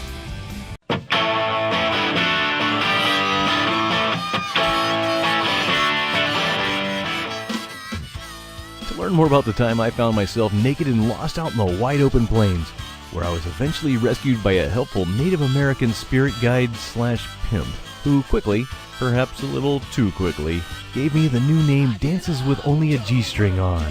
Please, watch my online documentary, Shaking My Tail Feathers, How an Innocent Drive Through the Desert Led to the Worst Fucking 3 Years of My Life, by Keith A. Howell. I'm warning you right now though, folks, it is a real tearjerker. In the meantime, to learn more about the cigars and libations enjoyed on tonight's episode, you can visit www.famous-smoke.com, www.ajfcigars.com, and www.adelbertsbeer.com. For more on O'Brien's Irish Pub, the live music leader in Central Texas, please visit o'brienstemple.com and download their free smartphone app, where you'll find full beer listings including over 40 on tap, menu information, and a calendar of upcoming live events.